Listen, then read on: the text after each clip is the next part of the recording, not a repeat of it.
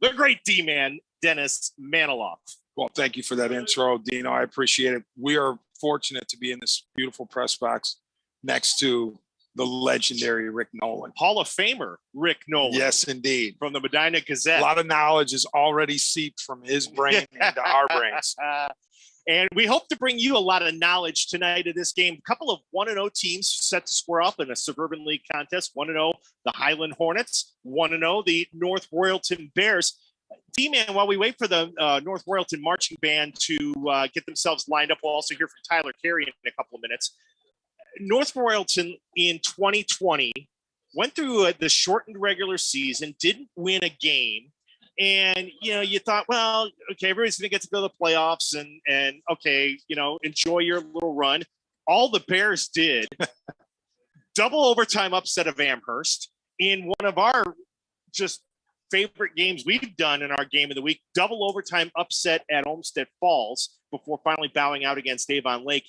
And they picked up right where they left off last week and played very impressively against Westlake to get that win. First of all, Dino, I submit that in the history of the OHSAA, there has been no stranger football season than that of the 2020 North Royalton Bears.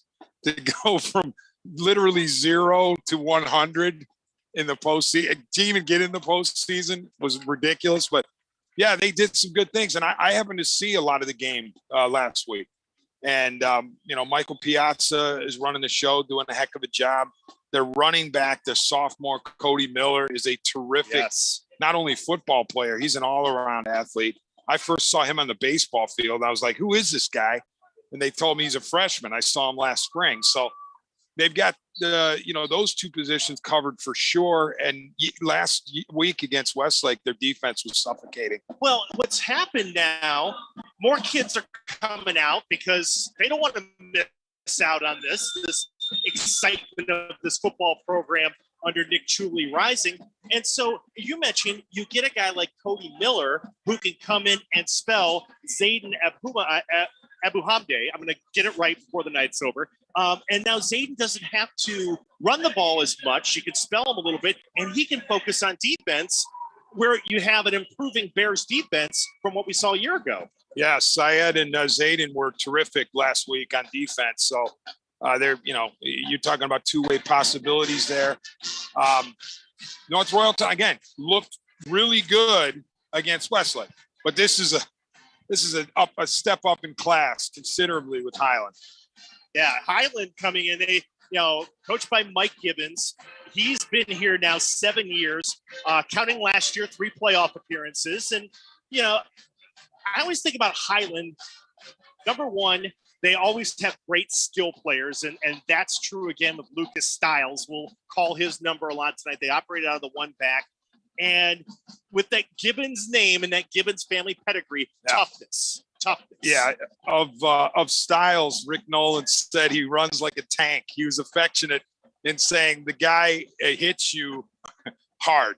Yeah. And, the other things Rick was telling us in our pre-show was that Highland is what you would expect. Well coached, fundamentally sound. They don't beat themselves. They don't turn the ball over.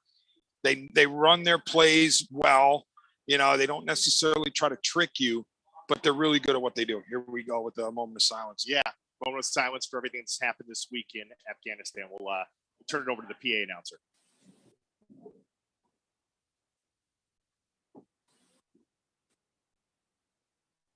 Thank you. And now, if everyone will please rise for the playing of the North Royalton High School alma mater and remain standing for our national anthem. So you heard they'll play the alma mater first and then anthem. We'll have the Tyler Carey right after the anthem.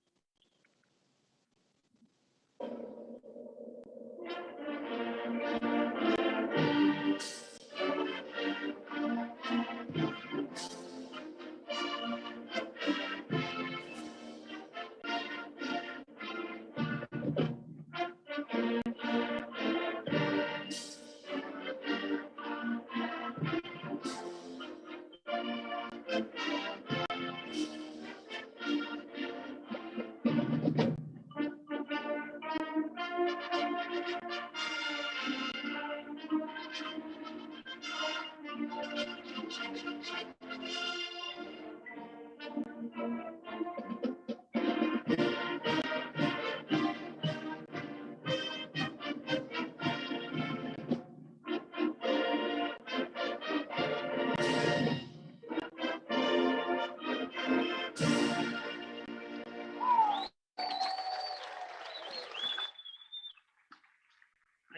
anthem here at Serpentini Stadium as we get ready for our game of the week. It is the North Royalton Bears playing host to the Highland Hornets, but that's just one of several games going on around the area tonight. We bring in now, D-Man, if you want to actually hear him, we got to be able to hear our guy Tyler Carey will check in. TC, good to see you. Good to hear you. Welcome back for another year of the game of the week. And we had no shortage of good games here for week 2 for our fans to pick from, including the heavyweight matchup over in Menor tonight. What else is happening across the area that you're going to be following this evening?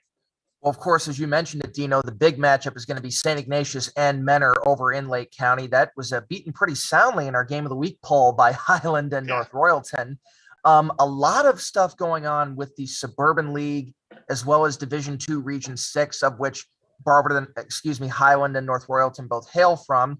One of those games was another matchup in our poll, Avon Lake and Brecksville Broadview Heights. That's going to be a big game coming up over in Brecksville.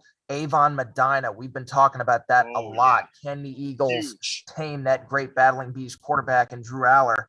Other teams in action, Barberton from the Suburban League taking on Stowe. We're going to see Aurora. We're going to hear from, we're going to hear from Wadsworth. Just teams of that nature. Hudson is in action tonight. A lot of very close games. I think I mentioned to you in our preview show, not any movement in the top 5 over week 1. We're going to see some movement this week, depending on what happens. Yeah, I would think so, especially with that Avon Medina game and that Ignatius Menor game. I think that could definitely have some movement. We will check in with you for scores at the end of the first quarter, and you'll keep everybody posted throughout the night. Can't wait, Dino. Good luck. All right, thanks, TC. Tyler Carey joining us as we welcome you back now. Explanation time, just for everybody who may be new to the game of the week. Per OHSAA rules, we cannot follow the action with our field cam. We are allowed to have an ambient picture, so you get to enjoy kind of the 50-yard line. This is literally where we are. Bo Kuntz, the athletic director here at North Royalton, gave us the best seat in the house, 50-yard line. So you can enjoy that shot with us, but that's why you get to see us up here while we're doing it. It's an audio webcast, but we are able to throw in a few video functions as well for you to enjoy. So our guy Brian Crane will be on the field tonight with his camera, and we'll highlights of the game tonight later on this evening. We also let everybody know that the WKYC Game of the Week is presented to you by Chick-fil-A. Yes, we have a sponsor team, man. I mean, they knew you were coming back. That's why. Chick-fil-A, the home of the original chicken sandwich. I mean, they had to be. I mean, there was no doubt that once they heard Dennis Maniloff was coming back on the production this year, they had to get up board. No question. All right, North Royalton, I believe, is going to get the football. Well, no, maybe they're kicking off. I didn't get a chance to watch the toss. We were too busy chatting with Rick Noland about this, that, and the other thing. But, the Bears will actually kick off. So we'll see Aaron Phillips, Lucas Stiles, and that Hornet offense on the field first tonight. It was raining. If you're heading out of downtown Cleveland on I-77, heading towards like Broadview Heights, about 2 hours ago, the rain has stopped. I got you, D-Man. The rains have stopped. It is a nice looking night here for football, and we are ready to go. Alexander Rachevik will kick it off for the North Royalton Bears, and Jonathan Lima is back deep to receive. Kevin Heichel is also back there as well. A couple of 1-0 teams as we begin week 2 of the WKYC High School Football Game of the Week. Now, D-Man's back. Get your microphone back on. Sorry here. about that. No, yeah, we're good. Ready to go here. Week 2 is underway. And it will be Heichel at the 4-yard line. He'll run to his left to the 15, make that Lima at the 20, and they'll put Lima down at about the 21-yard line. That is where the Hornets will get started. Aaron Phillips is the quarterback for Highland, a senior quarterback. Had a good game last week against Berea Mid Park. 3 touchdown runs, 7 of 12 passing for 86 yards. The aforementioned Lucas Stiles is the running back. Jonathan Lima, Kevin Heichel, Andrew Ringenberg are the wide receivers. And we'll see a lot of Bryce Turek tonight to spell Stiles at running back. Yeah, and Dino, on defense, we're going to be seeing the Abu Hamde brothers, Syed and Zidane, 1 and 3. So they're out there both. We call that name a lot tonight. That means those linebackers are causing havoc. First down, it'll be a keeper as the quarterback Phillips will run to his right. Bears do a good job stringing him out, and they'll put him down at the 24-yard line. Zayden Abu Hamde was the first to get over there, and Jacob Lipchek, the free safety, helped to finish off the play. Give him 2 on that pickup for Phillips, 2nd down and 8. Yeah, that's just a good read by the second level. They strung, like you say, strung it out and shed their blocks and did a nice job. This time the Hornets will go with 3 wide receivers on the left, trips left, 1 receiver right. Shotgun back for Phillips. He looks to throw, has time, fires right side, pass caught. Heichel's got it, first down at the 37-yard line. Senior co-captain Kevin Heichel with his first catch of the season, and the Hornets have a first down at their own 38. Well executed, Dino, but too easy. Corner's giving him too much. You know, it's going to be a quick read and a quick throw in that situation. And the corners, you're right. You can't give them too much of a cushion. I know you want to respect the speed, but I want to play a little tighter. First time tonight, we will see Lucas Stiles getting the carry, and Stiles puts his head down, gets the first down as advertised as he takes it to midfield. There wasn't much of a cut there, and then once he got in the open field, it's like, how are you going to tackle this guy? You can't Low do it. center of gravity, 220 listed, looks like a tank, and big game. Acts like a tank. Yeah. Yeah, as a 5'10", but 220 pounds. He'll stand behind quarterback Aaron Phillips in the pistol, 1st and 10 right at midfield. Here's Phillips, has time, looking. Now he's under pressure. Deep over the middle for Heichel. Pass is intercepted at the 22-yard line. Jacob Keitlin has it. Goes to his left to the 40. The strong safety will be put down at the Bear 42-yard line. Yeah, Timothy Root, number 72 for North Royalton, put the pressure on. And he was there to really create the havoc for the quarterback in that situation. Yeah, you're exactly right. Kind of affected the pass a little bit, and a good adjustment by Jacob Keitlin to come over and get that interception. And we will see now Michael Piazza and the Bears offense in pretty good field position at their own 42, 10:39 to go in the opening quarter. No score in our WKYC game of the week. Along with Dennis Maniloff, I'm Dave DiNatale, Tyler Carey with us in the studio. Brian Crane patrolling the sidelines with his camera at the 42 on first down. Here's the give to Cody Miller. Miller to the 45, Miller to the 47-yard line. And the sophomore will get put down there after a gain of close to 5. Yeah, he's a quality player. We talked about him in the pregame. He came to North Royalton High School with the maturity of like a college kid. Yeah. And I first saw him on the baseball field, and I was like, who is this guy?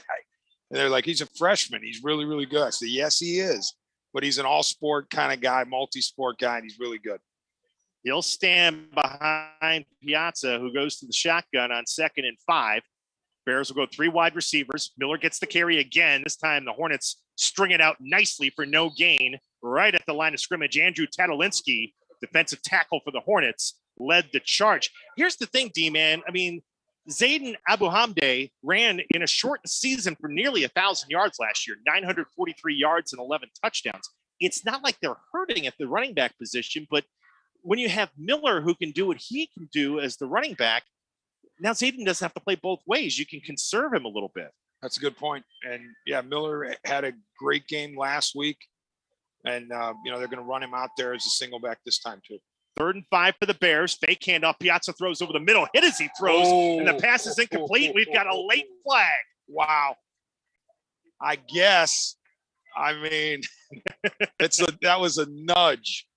Joey Scally had the pressure on Piazza, who was trying to throw to his tight end, Ben Pacholski.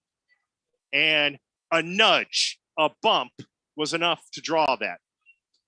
Yeah, I guess technically, by the letter of the law, it was a foul, but pass interference is the call against the Hornets. So that's a break for North Royalton. Huge. They got good pressure on Piazza, and they weren't rewarded. Yeah, Scally really got in there well. The ball will go all the way down to the Hornet 37-yard line. So fresh set of downs now for the Bears.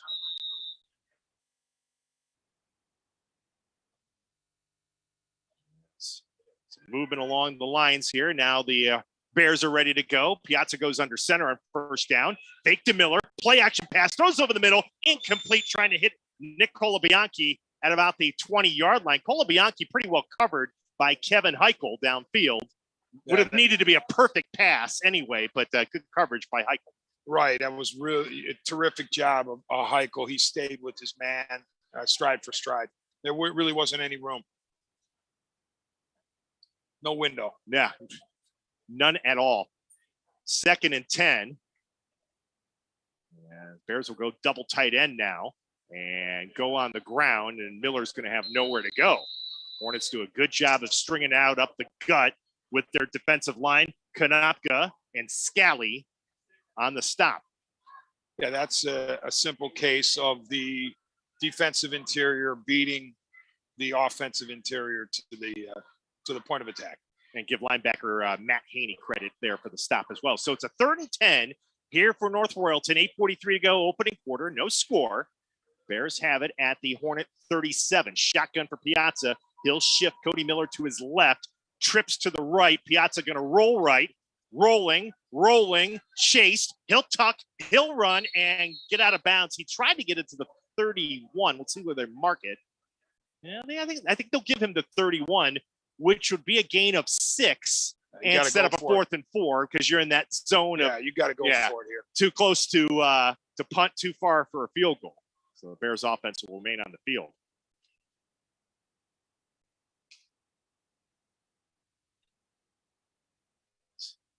Nick Chuli will. Everybody's checking their wrist cards. Yeah. Get it from the sidelines. I'm gonna check, D-man. Somebody's wearing 41, which was not a number even on the corrections that I think we were supposed to get. Here we go. 4th and 4. Piazza lofts one to his right. Has a man open. It is caught.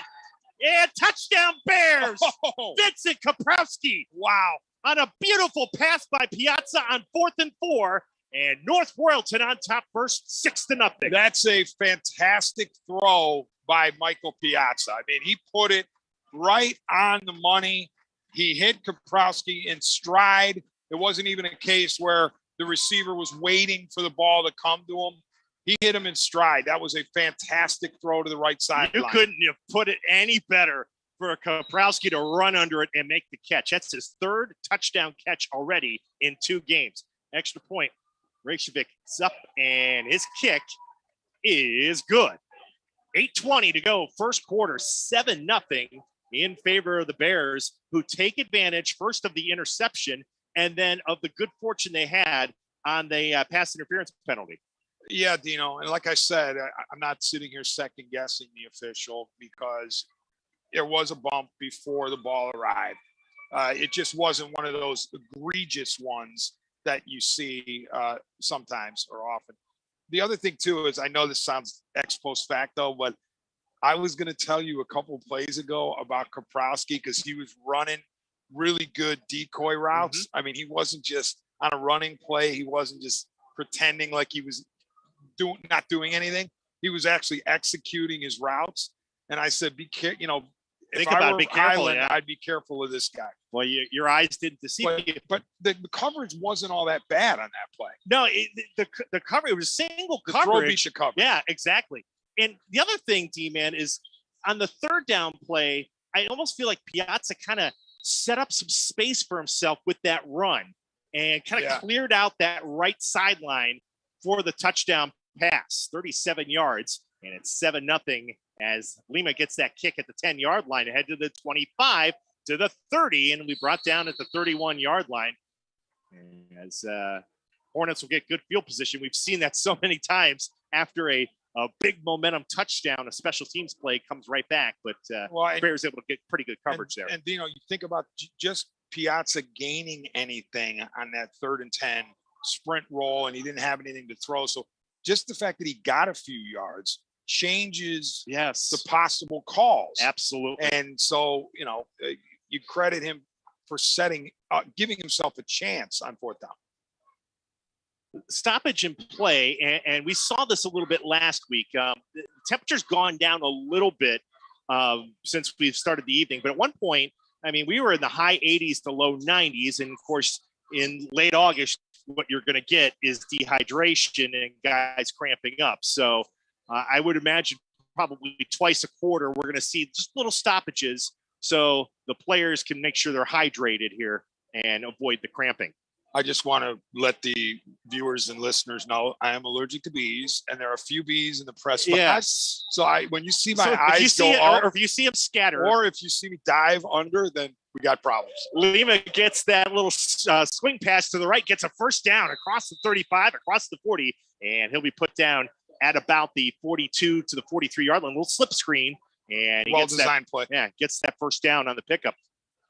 Lima had a pretty good game last week, both rushing and receiving. 3 catches for 41 yards, and then also 5 runs on jet sweeps for 46 yards. So nearly 90 all-purpose yards. And they'll go to him in those jet sweeps to try to keep everybody from keying on Styles. And Styles will get the carry. He'll cross the 50 and into Bear territory, and another first down on a nice second effort to the 45 of North Royalton. Just when you think he's down, he takes on another would-be tackler for more yards. Styles, shall we say, shed the first guy who tried to tackle him. It was an easy mark for him. He ran right through him, is what I'm saying. Couple of quick plays here for the Hornets, and they are right back into Bear territory. Remember, they were in the North Royalton territory last drive, but ended up having an interception. Phillips will keep it on first down, does a nice little spin move to get himself down to the 41-yard line. So give the senior quarterback a gain of 4, and it'll be a second down and 6. Yeah, there was good backside pursuit there by the Royalton Bears. It's a good offensive line for the Hornets. Patrick Flannery, Ethan Bartell, Dominic Konopka, who's already got an offer to Miami as a long snapper, Joey Scally and Andrew Tadolinsky, tackle to tackle. Now it'll be pistol look here on 2nd and 6, and here comes Styles again, and another first down, and another nice move inside the 33 to the 31 before Abu Hamde can finally bring him down. That's actually that was Syed who made the tackle. Well, I'll tell you what, for as again low center of gravity and as bruising as he is, the first few steps of that run were dancing with the stars caliber. He was doing the very good footwork. So not only is he a bruiser, but he can move his feet with the best of them. We're about at the midway point of this first quarter, 6:28 and counting. 7-0 North Royalton on the touchdown pass from Michael Piazza to Vincent Kaprowski. But the Hornets on the march now with a 1st and 10 at the Bear 31. Phillips gets the shotgun snap, runs to his right, able to get some running room as he clears the 30 and takes it down to the 26-yard line. So, Aaron Phillips here on a couple of these runs getting 4 or 5 yards per pop to make it a lot easier for Mike Gibbons to, open up the playbook on 2nd and 3rd downs. And that was the first design run for Phillips. And, he did a nice job of sifting through the trash because the initial block was not there, and he figured out a way to get 5 yards. Hornets will swap tight ends. Will Hoynes checks out. Mitchell Good checks in. 2nd and 5, Highland at the Bear 25, almost an offsides there. And the give is to Styles. He'll cross the 25 and fall forward to the 23. So give Lucas about 3 on that pickup, and it'll be a 3rd down and 2. But no real surprise about the flow of this game. And we thought, both teams like to run the football. Although in the Bears' case, they get their first touchdown on a Piazza pass that I think was partially set up by their running game. So Hornets down with a 3rd and 2 at the North Royalton 23. In motion, Lima, fake to him on the jet sweep. Phillips will keep it, gets the first down, and dives for it inside the 20 to the 16-yard line. 7 more for Aaron Phillips, and another Hornet first down. That's not only well executed by Highland, but it didn't look like North Royalton was ready for the jet sweep. They had a guy missing on that side of the defense, and the one guy took the fake, which he's supposed to do. He has to follow that jet sweeper, but nobody was there to take the QB. Hornets will go 2 receivers left, 1 to the right. That's Heichel. 1st and 10 at the 16. Here comes Styles inside the 15, and he'll fall ahead to the 13-yard line. And 5'10", 220-pound junior gets 3 on that pickup, and it'll be 2nd down and 7. Dave DiNatale, I will bet you $1 that Styles does not get knocked back at any point in this game. I don't see him getting knocked backwards. I don't either. I don't either. He's always falling forward with that tremendous strength. Ringenberg out wide left. You've got Lima and Heichel wide right on 2nd down. Styles gets it again. This time the Bears have him, but it takes 4 Bears to finally put him down for a 1-yard loss back to the 14-yard line. Yeah, Zayden Abuhamde did an excellent job of winning at the point of attack. He had the first hit, and he allowed his teammates to come in and clean it up. They're actually going to mark it back to the 15, so that's a 2-yard loss. And the Hornets will now face a 3rd and 9 at the Bear 15-yard line as we approach 3 minutes to play in this opening quarter. Again, Heichel will go to the right. And 2 receivers left. You've got Good over there with Ringenberg. 2 backs in the backfield. Fake to Styles. They'll set up a bubble screen. It's Lima at the 10. Goes to the 5. Goes to the 1. Dives for the end zone. Touchdown, Highland Hornets. That's just a fantastic play call. And Royalton was fooled. At least one guy on North Royalton was fooled. And that was enough. Jonathan Lima with his first touchdown of the season. And Highland on the board. They now trail 7-6, pending an Avery Gurney extra point. I mean, that's a credit where, that's where you give credit to the QB, credit to the guy who received the ball. But the play design, the play call, coming when it did was the key to that whole thing because the target was wide open. And again, it's Lucas Styles able to kind of sell the fake. I mean, 3rd and 9, you're probably not going to run the ball, but you're able to sell it and just kind of get the defense to even flinch a little bit to the right. And the left is so wide open.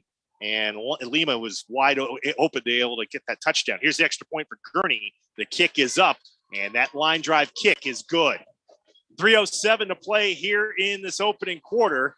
And the Hornets respond to a North Royalton touchdown with one of their own on the TD pass from Phillips to Lima. That's Aaron Phillips' first touchdown pass of the season. And we're all tied at 7. Couple of heavyweights exchanging haymakers.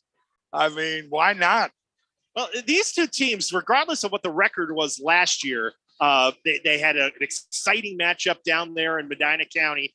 You know, if you know your geography, all you got to do is get on State Road on Route 94 here in North Royalton.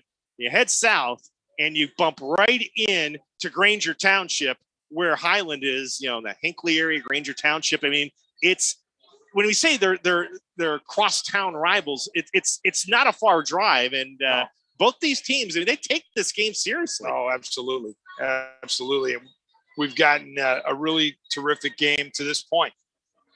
Yeah, this is, as we mentioned in the pregame, our 3 WKYC Game of the Week nominees. You had an old SWC matchup. I mean, they're in different conferences now, but former conference, Brecksville, Broadview Heights, and Avon Lake. And then how many classic Menor St. Ignatius games have there been in the last 30 years? We've, too many to count. Well, those 2 teams are playing tonight at Osborne Stadium, but you wanted us to be here. I mean, it's the best part. It's democratic. We go where you tell us to go. And Tyler Carey mentioned this. It was a pretty overwhelming pick for us to come out here, and we've been treated so far for a good game. We know the defensive coaches would take issue with us saying it's a good game. Yeah, because they'd be like, "No, our defense is not come playing well." But it's been entertaining for sure. As that kickoff for Gurney will go into the end zone for a touchback. Kabrowski kind of watched it sail over his head, and it'll be first down for the Bears with just about 3 minutes to go in the opening quarter of this Week 2 matchup. Dennis Maniloff along with Brian Crane, whose highlights you don't get to see Brian, but he shoots our highlights on the field.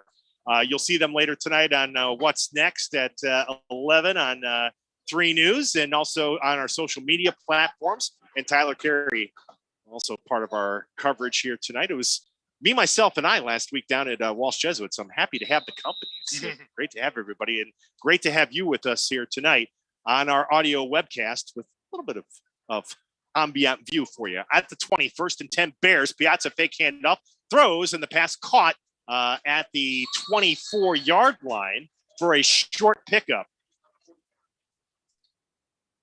That's Anthony Ross with the QB pressure, and Piazza. Okay. You think that was 40? Okay. So Ryan Mogg on the catch there. Okay. It was.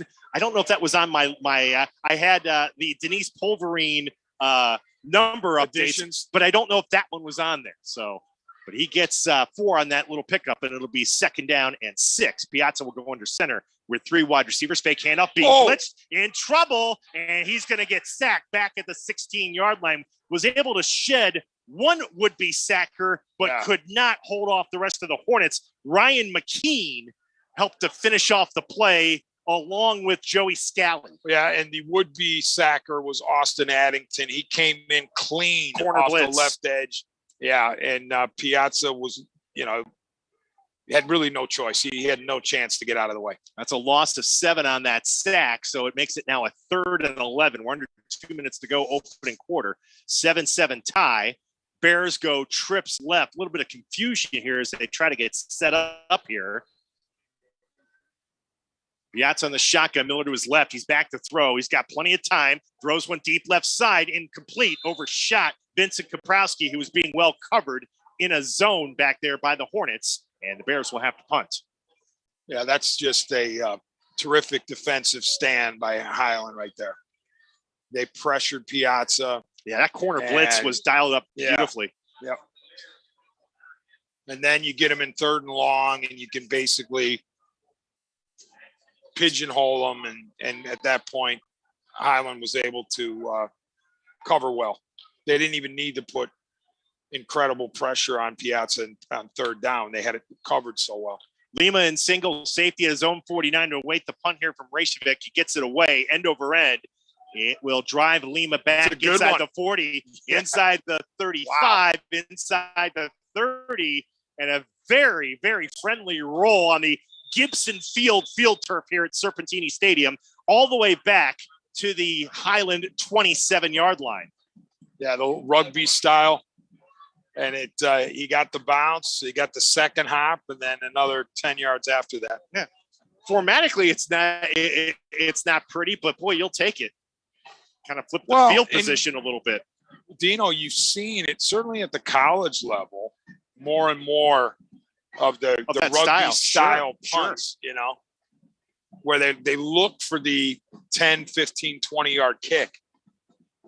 I mean, kick off the ground. And a lot of times they'll get that snap and take a few steps before they get the kick away, just like they do in rugby. Hornets on a 1st and 10 now from their own 27. Phillips will go to Lima, who can't make a low catch at the 25-yard line. Just throwing a little too low for him. Even if he makes that catch, David Hicks was bearing down on him from his defensive end spot. It'll be 2nd and 10. That's true. It was a little low, and I think Lima saw his opening and really wanted to get to it. And he was so eager to get to it, he wasn't able to haul it in. But it was not an easy catch to make. Minute 16 to go here in this. Oh no, Denise Pulverine's cheat sheet was right on the mark. I got see, she keeps us honest. She does every day. 2nd and 10 for the Hornets on the ground. It's this time to go to Bryce Turek, giving Styles a break, and Turek will take it out to the 30-yard line. Gets 3 on the play. Had 7 carries last week in the win against Berea Mid-Park, and it'll be a 3rd and 7 with a minute to go in the opening quarter. And Dino, you want to talk about early important plays, really important plays. I think this one is very important for North Royalton because, they were just turned over on 3 plays and out, 3 and a punt. And Royalton has scored. I mean, Highland scored the previous possession. You got a chance here to stop them. They need to do it. As we approach the second quarter, back to throw. Phillips looks left, throws left, and it is caught. 1st down. Catch was made at the 40. It was Heichel who made the catch, and then he got pushed back. They'll give him forward progress to the 39-yard line. So that will be enough for a 1st down. and the chains will move for the Hornets. That's another quality route by Heichel. He sold that he was going deep. He jammed the feet into the ground, and the protection was terrific against the 4-man rush. Yeah, the offensive line's been pretty solid here so far for the Hornets. 1st and 10 at their own 39. As Phillips will, again, quick throw left side. Again, it's caught. Heichel's got it. Flags down. Okay, that's a little late. Yeah, as Heichel gets wrestled down at the 30. Ineligible. Yeah. All right, ineligible man. Ineligible man downfield. Heichel got tackled at the 47-yard line, but a D-man right on the spot there from the side judge here on our near side with 9 seconds to go in the quarter. Penalty against the Hornets. It's one of the linemen leaked too far down the field. So they'll move it back to the 34-yard line, and it'll be a 1st and 15. 9 seconds to go. We'll in this opening quarter. Tyler Carey will check in with us in a few minutes. We'll get a few moments. We'll get a couple of score updates from around Northeast Ohio. And it's beautiful. It's really turned out to be a beautiful Friday night. We wasn't sure there for a while if we were going to have rain throughout the evening, but nice night here as Styles back in there. He'll get the carry and breaking tackles to the 45-yard line. When initially he got shoved back for nothing, he kept his feet chopping and got 13 tough yards to take us to the second quarter. It'll be second and short when we come back. But again, you're not going to bring him down with one guy. I think if the Bears have learned anything to this point, you're not going to bring Lucas Styles down with a single tackler. Yeah, I mean, Styles kind of got lost. That was a classic, like, rugby-type scrum where you lost track of him. And then the next thing you know, he's popped out of the pile and he's got a big gain. And the North Royalton coaching staff, none too pleased with a few members of the Royalton defense. But you know what? I'm not saying Styles can't be stopped, but sometimes you credit the guy for being a heck of a back. You give him credit for the effort. Give him 13 on that run. TC, what do you got here as we head towards the second quarter? Well, just a few of the games we are following tonight, Dino. Menor has jumped out to an early 7-0 lead on St. Ignatius. That is in the second quarter at Osborne Stadium.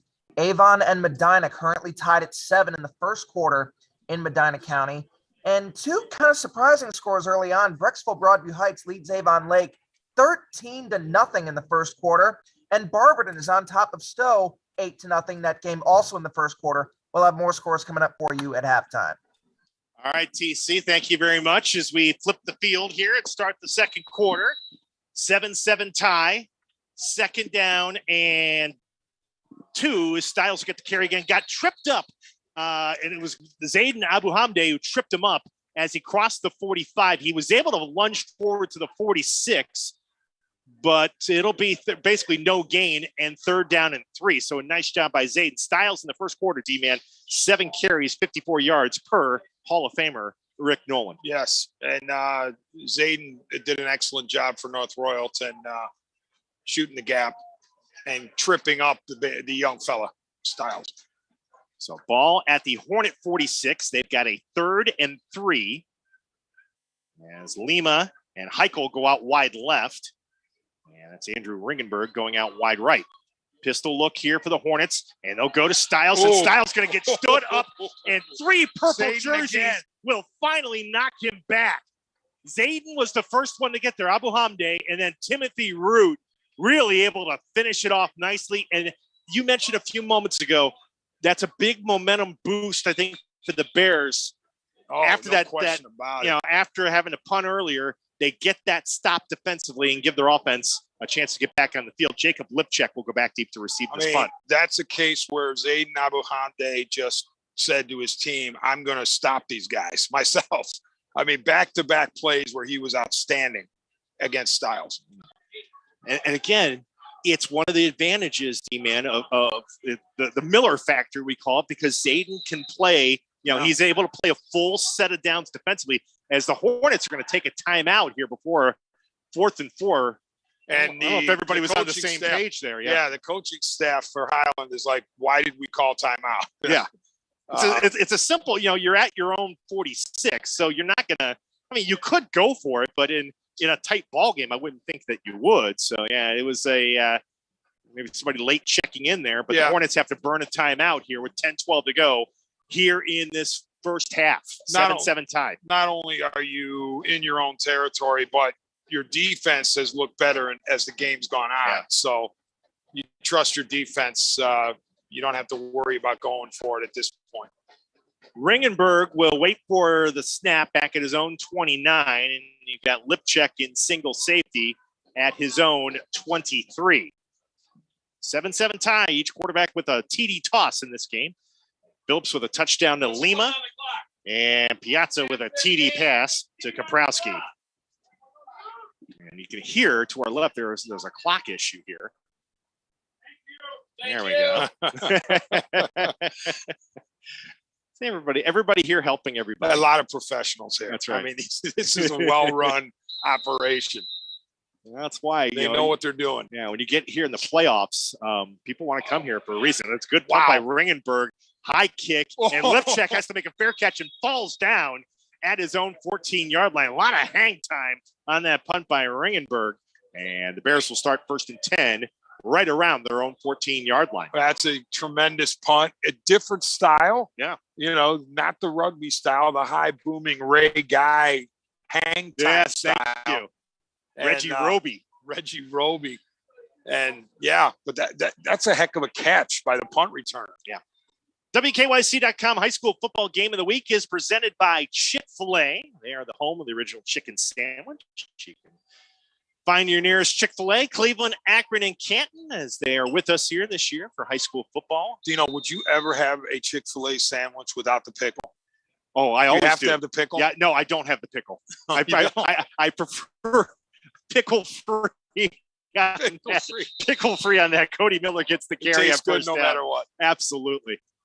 No, I tried to mention last week, no truth to the rumor that, like Willy Wonka, we're getting a lifetime supply of chicken sandwiches. I would settle for one. I may, after the game, I may stop by Chick-fil-A and get one. But we appreciate them coming aboard. Miller gets 2 on that carry. It will be 2nd down and 8. Piazza under center with 3 wide receivers. Fake to Miller. He'll swing it out left side pass, caught at the 15. Breaking tackles at the 20 to the 21-yard line is Joey Sonato.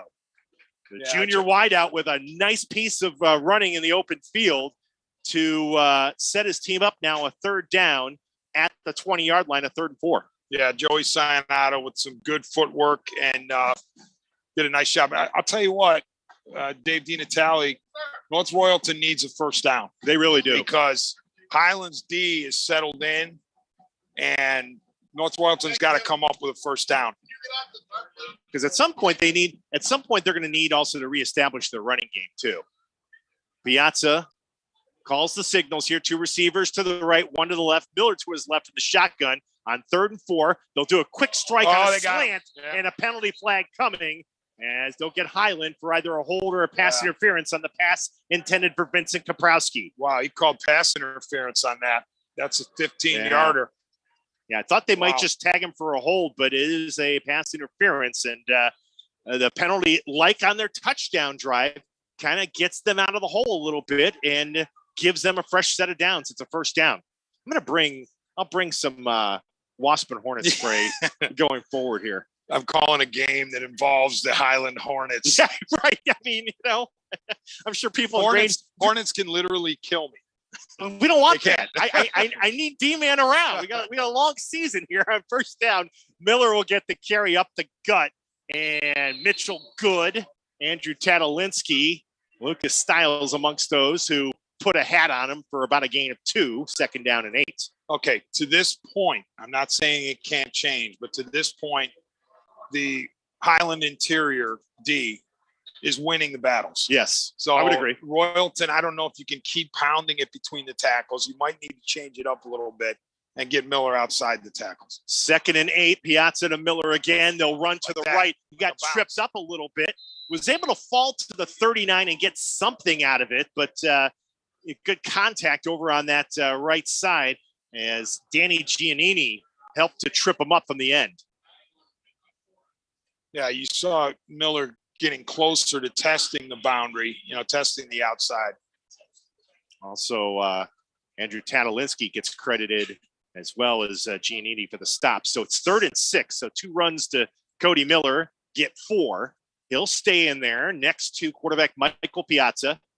2 receivers to the right, 1 here near side left. 3rd down and 6. Piazza with time over the middle. Oh, what a play. Deflected and almost intercepted by Mitchell Good as they were trying a post pattern to Kaprowski, and Miller had Good had faded back and was in perfect position, knocked it away, and nearly had the pick. 2 words for that, Dino: film study. Yep. Because that's a case where Good knew what he was seeing. He recognized it. He probably had his North Royalton 3rd and whatever, 36 tendencies rattling in his head, and he figured out where that ball was going. Jonathan Lima will await this punt back at his own 33, 7-7 tie with 7:27 to go here in the second quarter. Fair catch called for, ball dropped, and Lima's got to go back and pounce on it back at the 27-yard line. Wait a minute. What? Wait, hold on a second here. Is that normal? No. You don't blow the whistle on that until the ball's caught. And you hear the boos. I have no idea. I mean, it's why they dead did because he blew the whistle, but he shouldn't have blown the whistle. You got to make sure he catches that ball. Now, if I'm the Hornets, if I'm Mike Gibbons, I would say, hey, listen, you blew the whistle when my guy was at the 30-yard line. You should spot it there. Yeah. But they actually marked it back probably to the proper spot to the 28. Royalton coaching staff is hot. Yeah, Nick Chuli's not happy. No, I get it. I get that. You got to let that kid – he has to secure that catch Absolutely. First. And we're going to have a hydration delay here. Not delay, a hydration timeout here. But, yeah, we all kind of looked at each other like, you're not supposed to blow the whistle. I don't care if he's making a fair catch or if he's going to cleanly receive it. Here's a discussion. Yeah, they're telling him it's not going to change it. Yeah. Wait a minute here, D-Man. Are they going to re-kick it? Well. Because of the mistake, do they re-kick? Yeah, they got the punt team, and Lima's going back to single safety here. I wonder if that was made up on the fly. Like, you know what? We blew the call. We're not going to let him get away with a fumbled punt. So let's do a compromise and do it again. Wow, I've never seen that before. That's crazy. So we're going to have a do-over because of an inadvertent whistle instead of just basically saying, okay, our bad, spotted at the 28, let's go. I don't think either coach was pleased with the inadvertent whistle. So the official is saying, I'm going to make you catch the ball this time.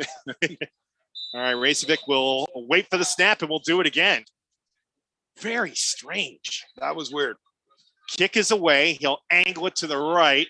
And this one is going to go take a bare bounce. Highland Benefits. Yeah, Highland Benefits gets about 11 or 12 yards on that. And they'll spot it near the 40 at about the 39-yard line. Bears did well to go and pick up the ball. It was hopping to their direction.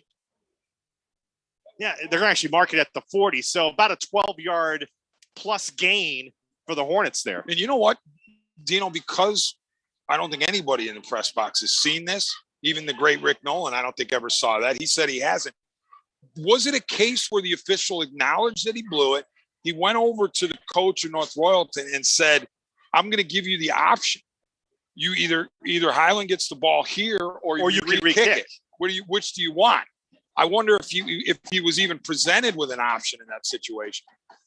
Yeah, it's right. And it's a mistake. And they to me, they should have just acknowledged it. And you said the ball's at the 28 or wherever they wanted. I mean, to me, it should have actually been at the 30. That's where the ball and punt returner were when they blew the whistle.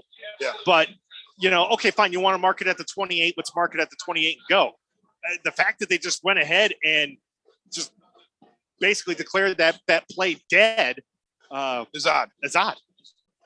Glad you. I bet you TC hasn't seen that either. All right, so the Hornets in a tie ball game will start at their own 40. Phillips rolling right, all kinds of time. Now he throws, and the pass deflected and incomplete. Was looking for Kevin Heichel, and Jacob Lipchek came over and knocked it away at the last second, incomplete. Yeah, Lipchek did a nice job of waiting, and not climbing on the receiver's back, because the quarterback had all kinds of time. It would have been tempting for the DB in that situation to climb on the receiver. 2nd and 10 for the Hornets. 6:55 to go in the first half.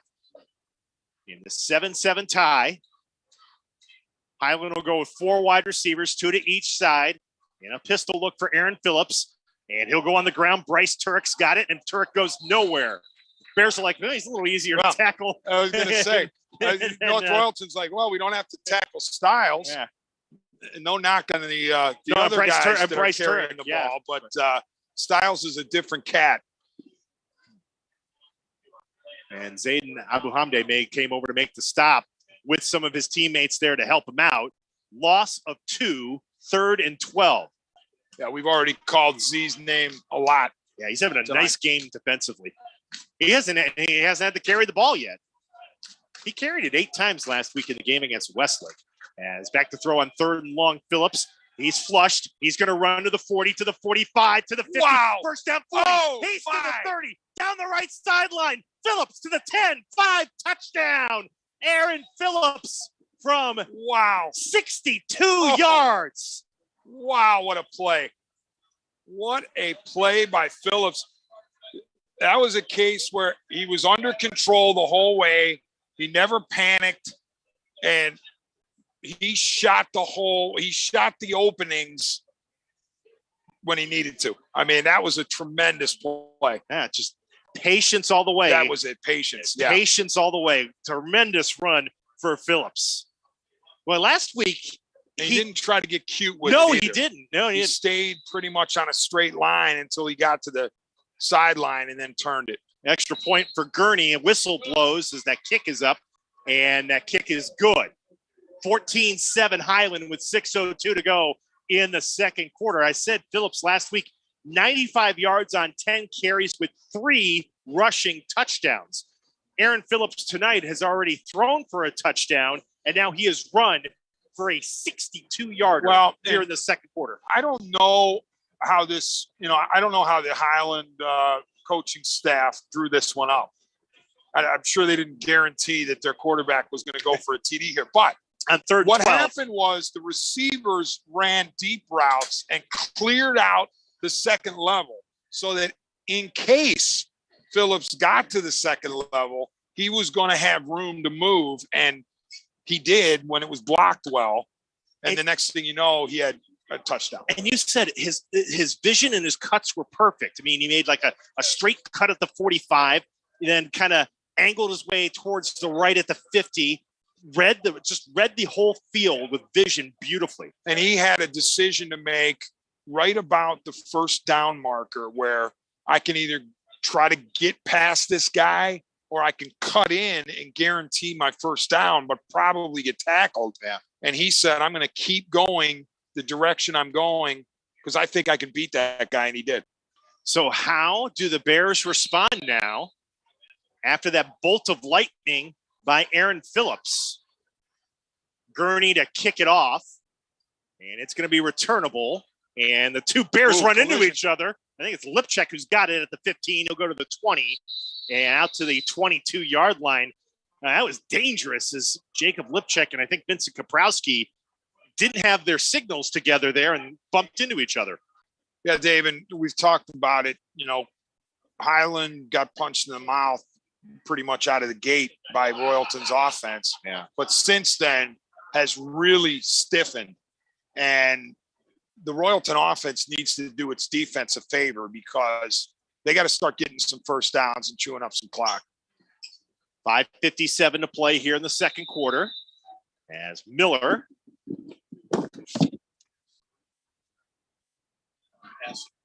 you may hear Rick Dolan behind us here. As we'll get to that thought in a second. Miller gets the carry and goes nowhere on first down, running to his left. As all kinds of resistance there by the Highland Hornets. and it'll be gain of 1, 2nd down and 7. A great stat by Rick downs. Nolan. Yeah, great stat by Rick Nolan. 3 first downs for Royalton so far, 2 on the pass interference calls. Yes. And 1 on the touchdown. That's it. That's it. So it's really been not one play was great for Royalton, but you got to do better than this if you're the Royalton offense. 2nd and 9 here for the Bears. So we approach 5 minutes to go in the first half. Piazza back to Miller. This time he's got room to the 30 and able to stretch forward and get the first down near the 34 before Lucas Stiles can finally pull him down. Finally, Cody Miller able to find a crack, find a seam, and was able to get a nice run there for a first down. Cody Miller heard us. He's like, wait a minute, I don't have a first down yet? Okay, well, how about this? And what I liked about him was that at about the 6-yard mark of the game, he made himself skinny and slid through and got a few more yards. Now the Bears can take a deep breath. They've gotten the first down, and they'll go right back to Miller running left. He's got room again. He'll take it out to the 39-yard line. So give him close to 4 on that pickup as we go to 4:45 to play in the first half. And it appears as though Royalton is trying to go wider with this running game because and to the left nothing was happening. We often say between the tackles. It was actually between the guards where nothing was going on. So they're starting to stretch their running game a little bit. Yeah, following behind a sophomore, John Palkovitz, the left tackle. As they'll go to Miller again. Makes a nice cut. One cut. First down to the 50. Into Hornet territory down to the 47-yard line. Matt Haney had to make the might have been a touchdown saving tackle there. Cody Miller has come to life on this drive. 1st and 10 Bears at the Hornet 47. Terrific one cut by Miller there. Oh, beautiful. You see why the Royalton, not just football team, athletic department is so high on the young man, the sophomore. He's got amazing skills in multiple sports. With 2 tight ends, they'll go on the ground again. And Miller this time to the 45. Short pickup of maybe 2 on the play. And that's really about it. Creed Hill with the tackle from his safety spot. It'll be 2nd down and 8 for the Bears at the 45 of Highland. 3:40 to play in the first half. Highland 14, North Royalton 7. Bears will go with 2 wide receivers, 2 tight ends on a strong left. And fake handoff. Piazza over the middle. Got him. Man, wide open. Pachowski to the 20 and dives the big towards man. the 18-yard line.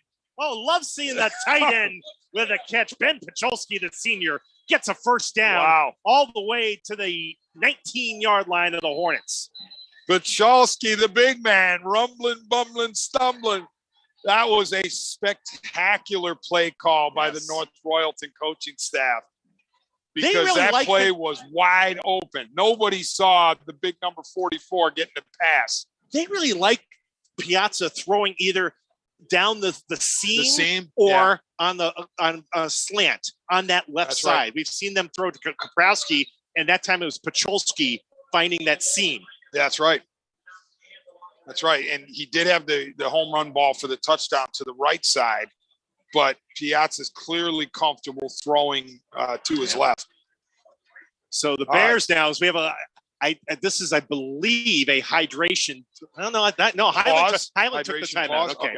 I wasn't sure if timeout. Wasn't sure if it was a hydration timeout or a team timeout. Hornets have 1 remaining here in the first half. North Royalton with all of their timeouts remaining. Well, this is exactly the drive that Royalton had to have. Yes. I mean, if you turn the ball over again, if you punt it or turn it over to Highland in short order, then you got a real problem potentially in this game. Now you're Royalton and you're in scoring, you're in the red zone, and it's late in the second quarter, so you're okay, you're fine. Ball at the Hornet 19, Piazza under center, Miller behind him, double tight end, and the give is to Miller, and he's going to be smashed in the backfield as Joey Scally took down the blocker and then took down Miller for a loss. Yeah. Scally just beat his man, as simple as that, and he was there almost before the ball was handed he was off. Almost there to take the handoff. Yeah. Nothing Miller could do there. Beautiful play by Scally. Called his number a couple times here in this first half, 2nd and 12. So we approach 3 minutes to go here in this first half. Ryan Moog will go slot right. Receiver to each side as well. Back to throw. Piazza main blitz. Pass is caught. Pacholski has it again. Head down to about the 16-yard line for a gain of 6. He's kind of bowled his way for a couple of extra yards before Creed Hill finally got him out of bounds. I'll tell you what, Dino. Pacholski's like, all right, Highland's got Styles and North Royalton's got me.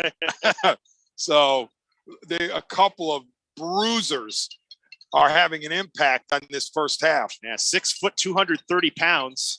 Yeah, a couple of catches here on this drive for the Bears. Piazza will position Cody Miller to his right, and then he'll take a timeout with 2:57 to go here in this second quarter. It'll be a 3rd down and 7 for the Bears from the Highland 16-yard line. If you're just joining us, North Royalton got on the board first in the first quarter on a 4th down. We've had a couple of scores here on either a 3rd long or 4th down. Michael Piazza with a beautiful throw on 4th down to Vincent Kaprowski for a touchdown from 37 yards. Bears took a 7-0 lead. Highland came back with a touchdown pass of their own. Aaron Phillips to Jonathan Lima for the touchdown. And that made it 7-all. And then a few moments ago, on a bolt of lightning on 3rd and 12, Aaron Phillips on a keeper, as he was being flushed, ran 68 yards for a touchdown. Actually, 62 yards, I think it was, for a touchdown. Rick Nolan reminding me that's the craze. And that's where we are at the extra point, 14-7 in favor of Highland. Now the Bears, out of that timeout, have a 3rd down and 7. D-man returns, and Piazza to throw. Pops one over the middle, incomplete. Was trying on that left side again for Kaprowski, but you had Scally kind of in there to disrupt things, and I think he made Michael throw it a second too early, and it's incomplete and a 4th down and 7 here, and a decision for Nick Chuli, but it looks like it's not much of a decision. He's going to go for it here. At the same time, yeah, the pressure was there, but that's one Piazza is going to want to have back. Yeah, he had Sorry to play. Everybody wants to talk to D-Man here, most popular man in Northeast Ohio, but he's actually going to have a radio show here coming up a little bit later on tonight, so I'm sure he's busy with that. Timeout again for the Bears as they want to get ready for this 4th down and 7 call from the Highland 16 with 2:52 to go before halftime. Timeouts don't, they don't go with you here, so this is. You want to get the play right here. It's a good opportunity here to make sure everybody's on the same page.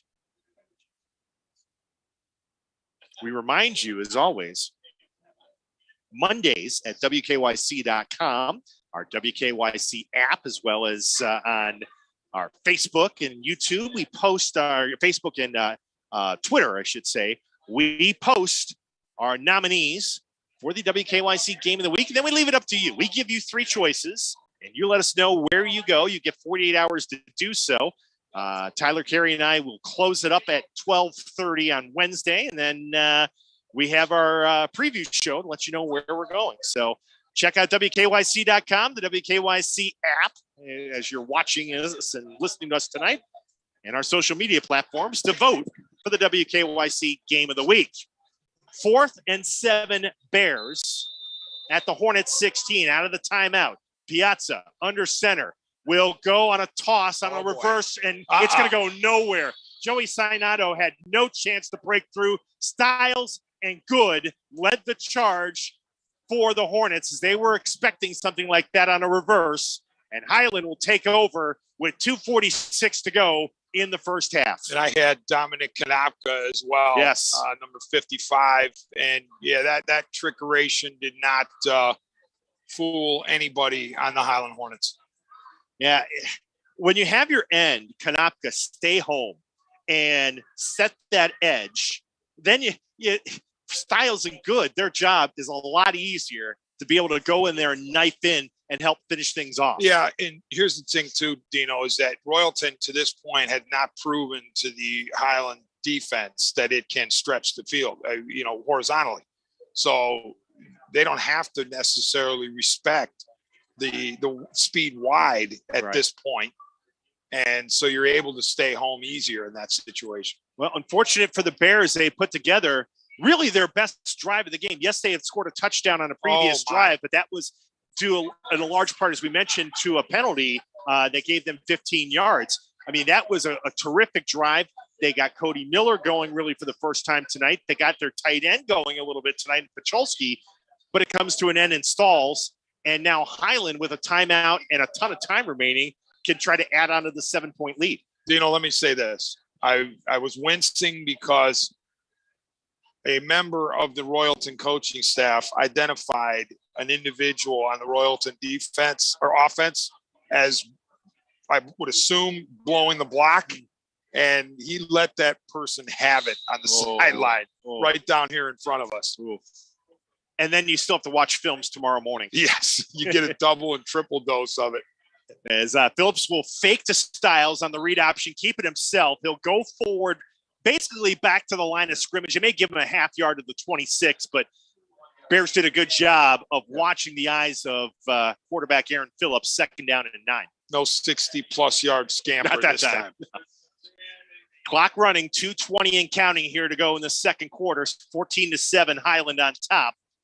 And Hornets will bring in 4 wide receivers on 2nd and 9. Phillips to the shotgun, looks to throw, has time, fires deep left side, man open, but he overshot his target at the 45-yard line of the Bears. That was available for a split second. I think it was Heichel. And Phillips just overcooked it. Yep. Now, if you're the Bears, you're sitting there going, got to get this stop. Yes. You force Highland to punt from deep in its own end.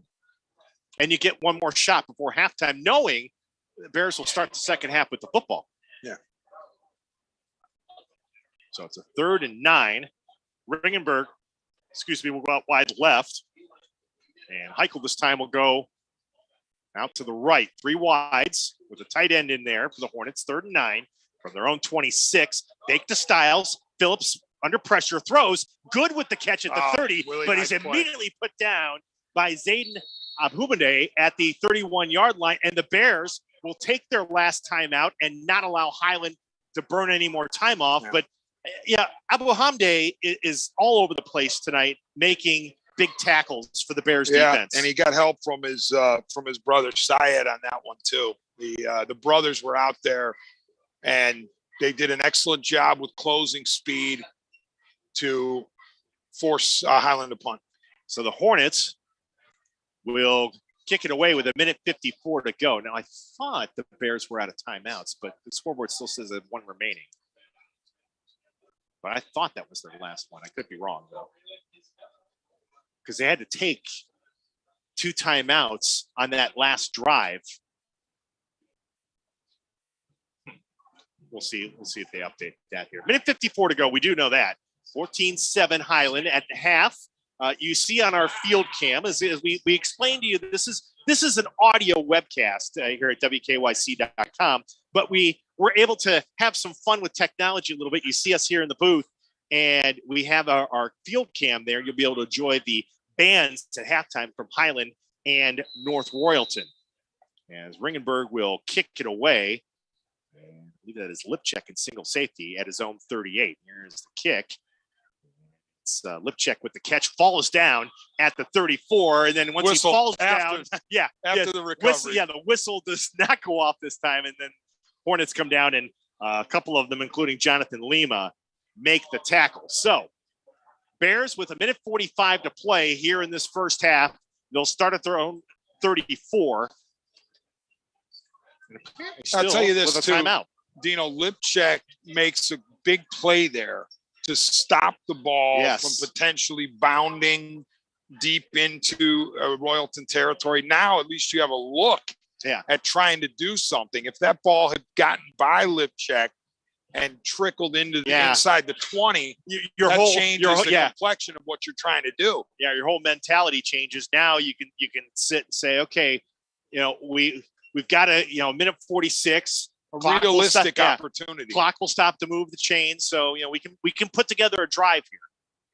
And as I surmise, there are no timeouts left for the Bears. So scoreboard just updated that here. So 1st and 10, we see the Bears here from their own 34, trailing 14-7. As Piazza will go under center with 3 wide receivers, Miller in the backfield.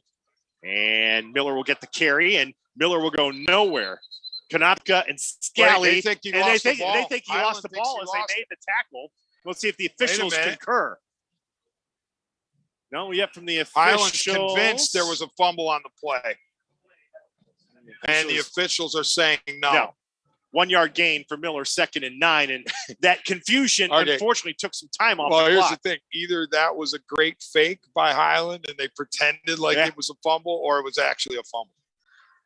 Either way, it was smart. Piazza to throw on 2nd and long, flushed, rolls right, in trouble, hit as he throws, and ends up throwing it out of bounds. And Mike Gibbons did a 20-yard sprint looking for a grounding. No, he's out of the tackle box. Yeah. He's fine. I thought he was out of the tackle box too, but there's a flag. Doesn't matter. Okay. As he was trying to just get out of it. I think that was Konopka who was applying the pressure on him. And now we're going to have conversations on both sides with 1:06 to go here in this first half. And one official talks to Mike Gibbons. One official is a couple steps away from Nick Chuli. Flag is picked up. No, and my bad, he says. Okay. All right. Flag is taken back 5 to the 29-yard line, or it should be, I would think, a loss of down and a 3rd down or actually 4th down. No, yard marker says 4th. I thought it should be 3rd too. Yeah, it's 3rd down. 3rd down. Yeah, it's a little confusing for the Bears if the sideline marker doesn't go to 3. Yeah. Yeah, the loss of down makes it 3rd down. You don't go back to 2nd and long. It's not 4th down. And this is now a precarious situation for North Royalton because they can't afford to do anything cute, anything cute that could blow up in their face, and all of a sudden Highland has the ball in North Royalton territory. Yeah, it's 3rd and 15. Back at the Bear 29. Highland, by the way, has 1 timeout remaining, and this essentially becomes a timeout for both teams here while the officials sort it out. And there goes the chain gang. Yeah, the yard marker will be 3rd down, as we all had it up here. Okay. Yeah, I don't think Royalton's going to try anything cute. I wouldn't think so. I would think Cody Miller. Yeah, make Highland. Oh, fumble! Looked like almost a fumble on the snap. Piazza picks it up and has to fall down to 30. Boy, he did well to pick that ball up and at least maintain possession for the Bears. It'll be 4th down with 50 seconds to go. I'm kind of surprised Mike Gibbons to take a timeout. It was going to be a run to Miller, and it never got to that point because of the fumbled exchange. I mean, the fumbled snap. Hornets are not using their last time here. They're just letting clock run here. 32, 31. Kind of surprised, frankly. I'm with you on that. Yeah. I don't understand. I don't understand that either. Boy, there was a late Bear checking in too. Wow. That's a little bit odd for Highland not to use a timeout. 15 seconds, 14 seconds, 13 seconds.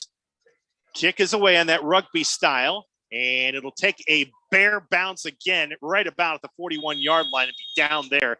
Joey Sinato will go down and down it for the Bears with 6 seconds to go at the Hornet 41. But that was about 35 seconds that elapsed in that sequence. Dino, I'm pretty sure the coach for North Royalton, I was watching, and he was mad because if you just let that ball go and don't jump the clock runs out, presumably. Right. I know that typically the officials will blow the whistle when the ball stops moving.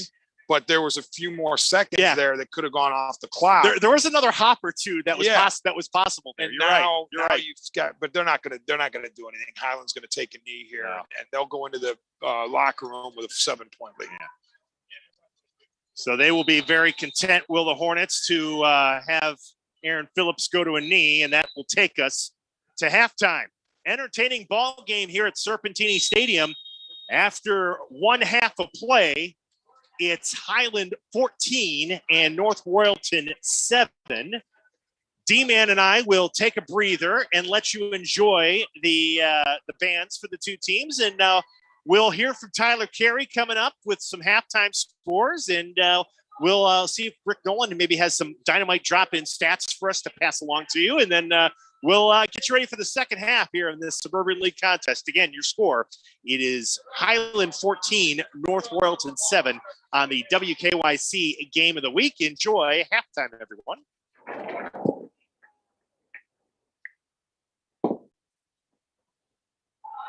The kick is up, and the kick is no good. But either way you win, Kevin Bottomley, you get a free meal with 3 of your friends. Thanks to Chick-fil-A. Let's give Kevin and Chick-fil-A a big round of applause.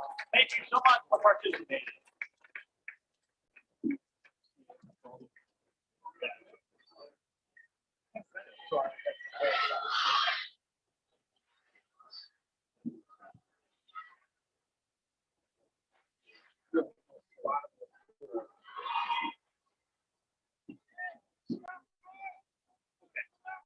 Give her my best.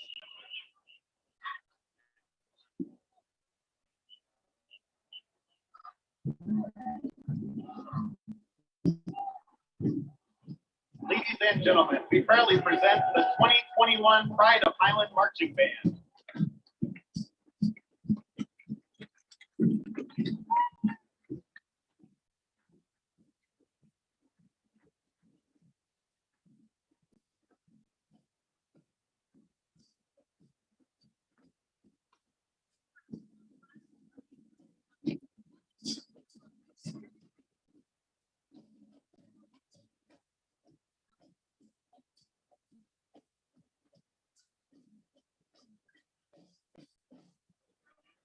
We open tonight's performance with a song from the alternative rock band Silent Femmes, featured on their self-titled debut album from 1983. Here is Blister in the Sun.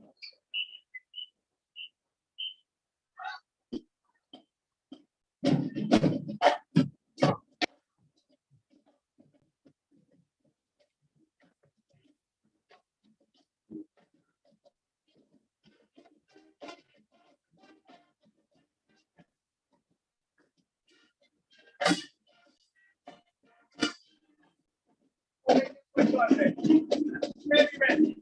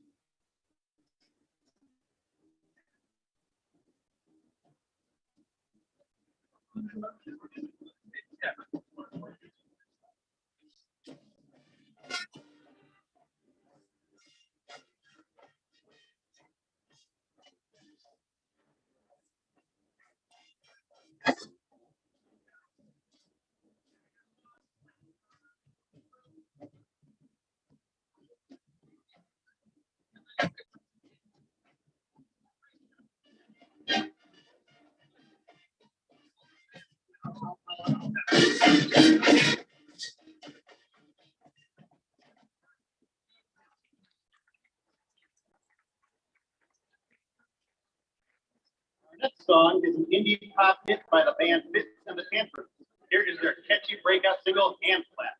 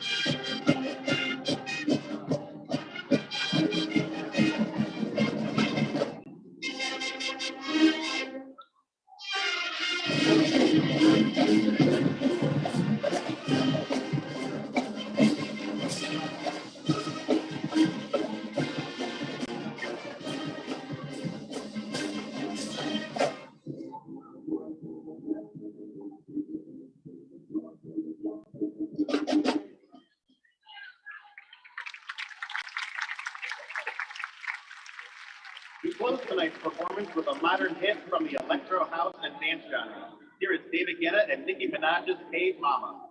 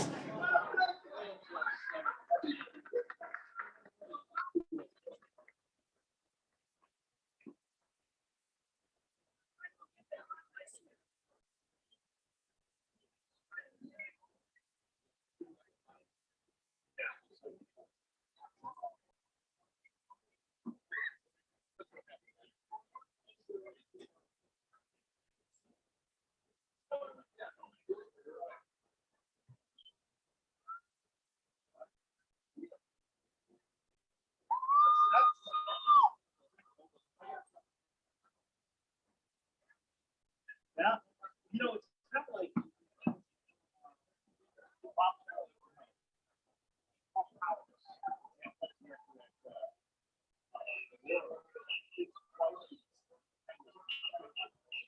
presenting the 2021 North Royalton High School Marching Band under the direction of this evening's halftime performance are the music of the Beatles. We begin our show with a medley of John Lennon and Paul McCartney's Magical Mystery Tour, Lady Madonna, Sgt. Pepper's Lonely Hearts Club Band, and the end of the album Abbey Road. Ladies and gentlemen, the North Royalton High School Marching Band.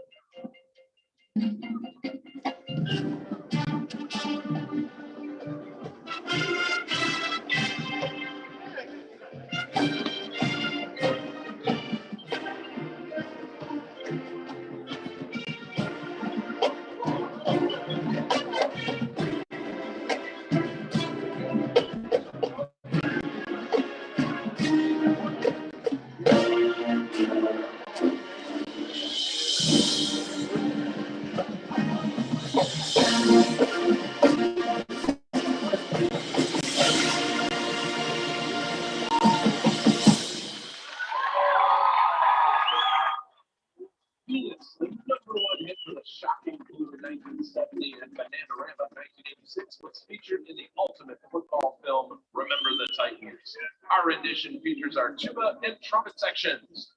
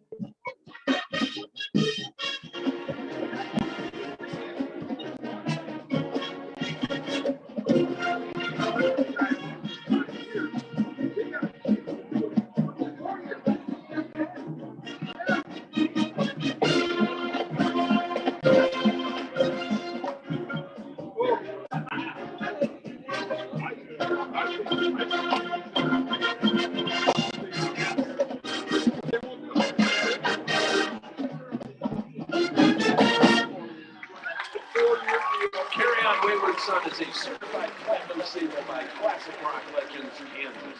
It was released in 1976 and has been a staple of FM radio ever since. Carry On Wayward Son is considered the unofficial theme song of the TV series Supernatural. We hope you enjoy our performance of Carry On Wayward Son featuring our Royalettes, Royal Airs, percussion, and low brass section.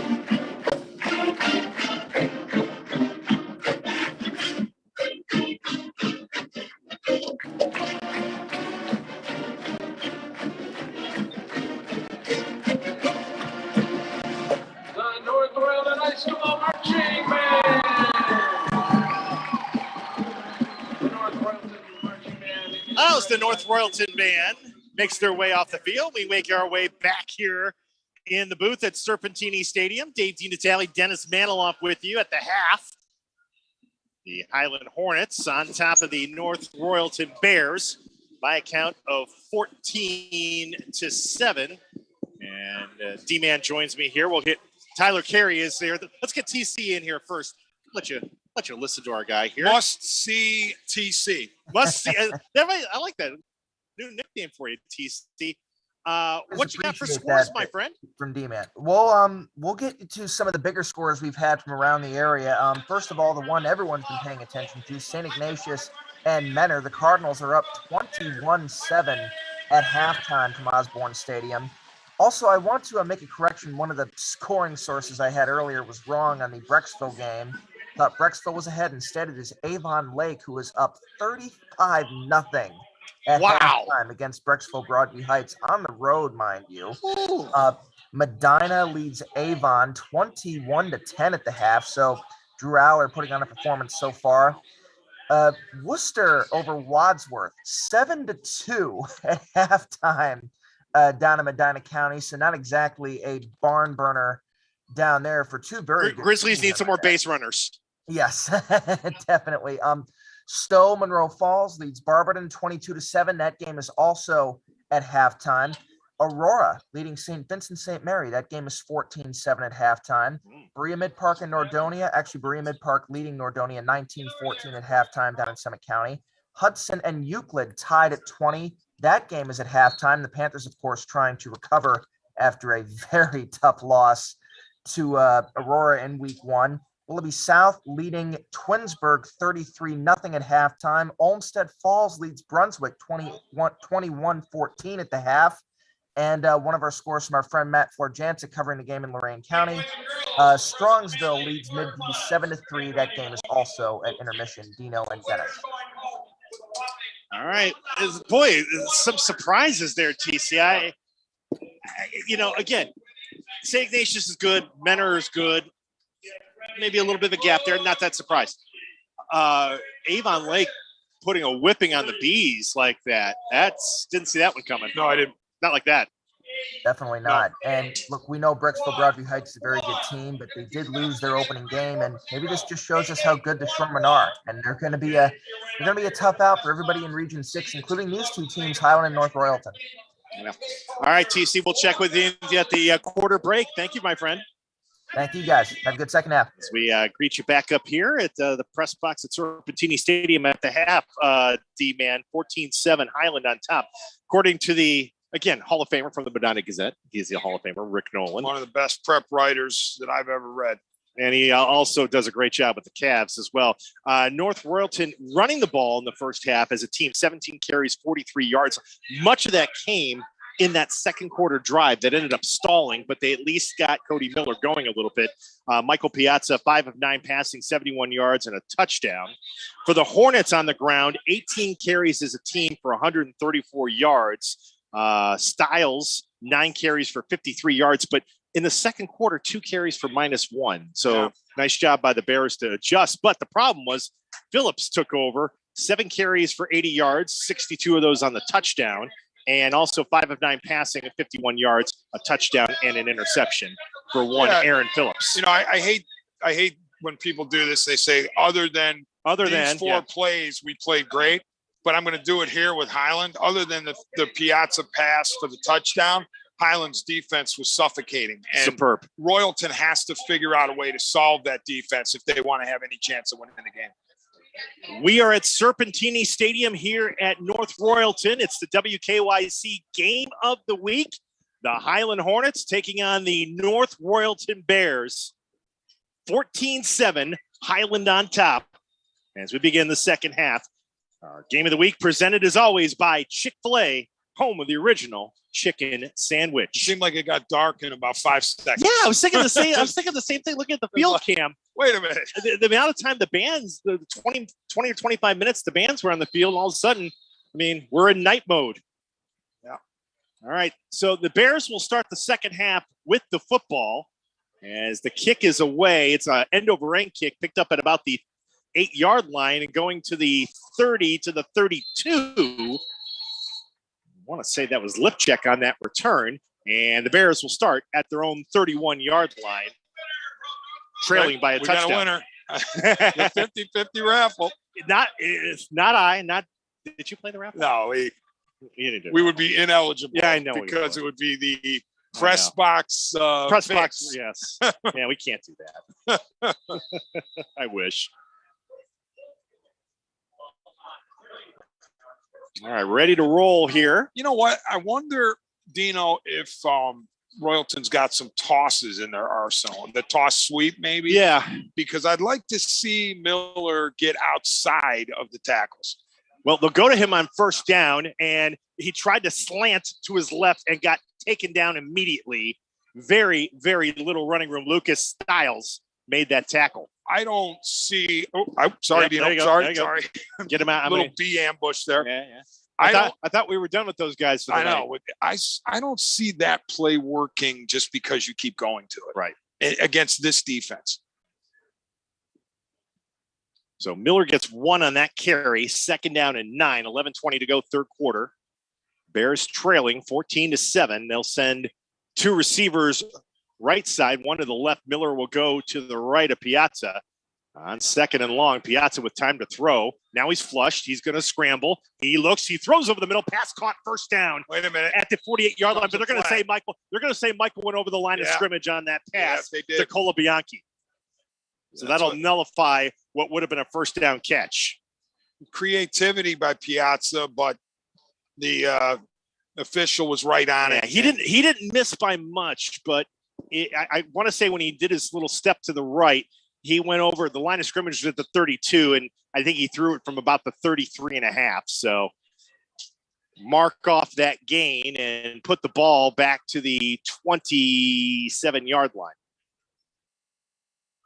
where it will be second down and about 14.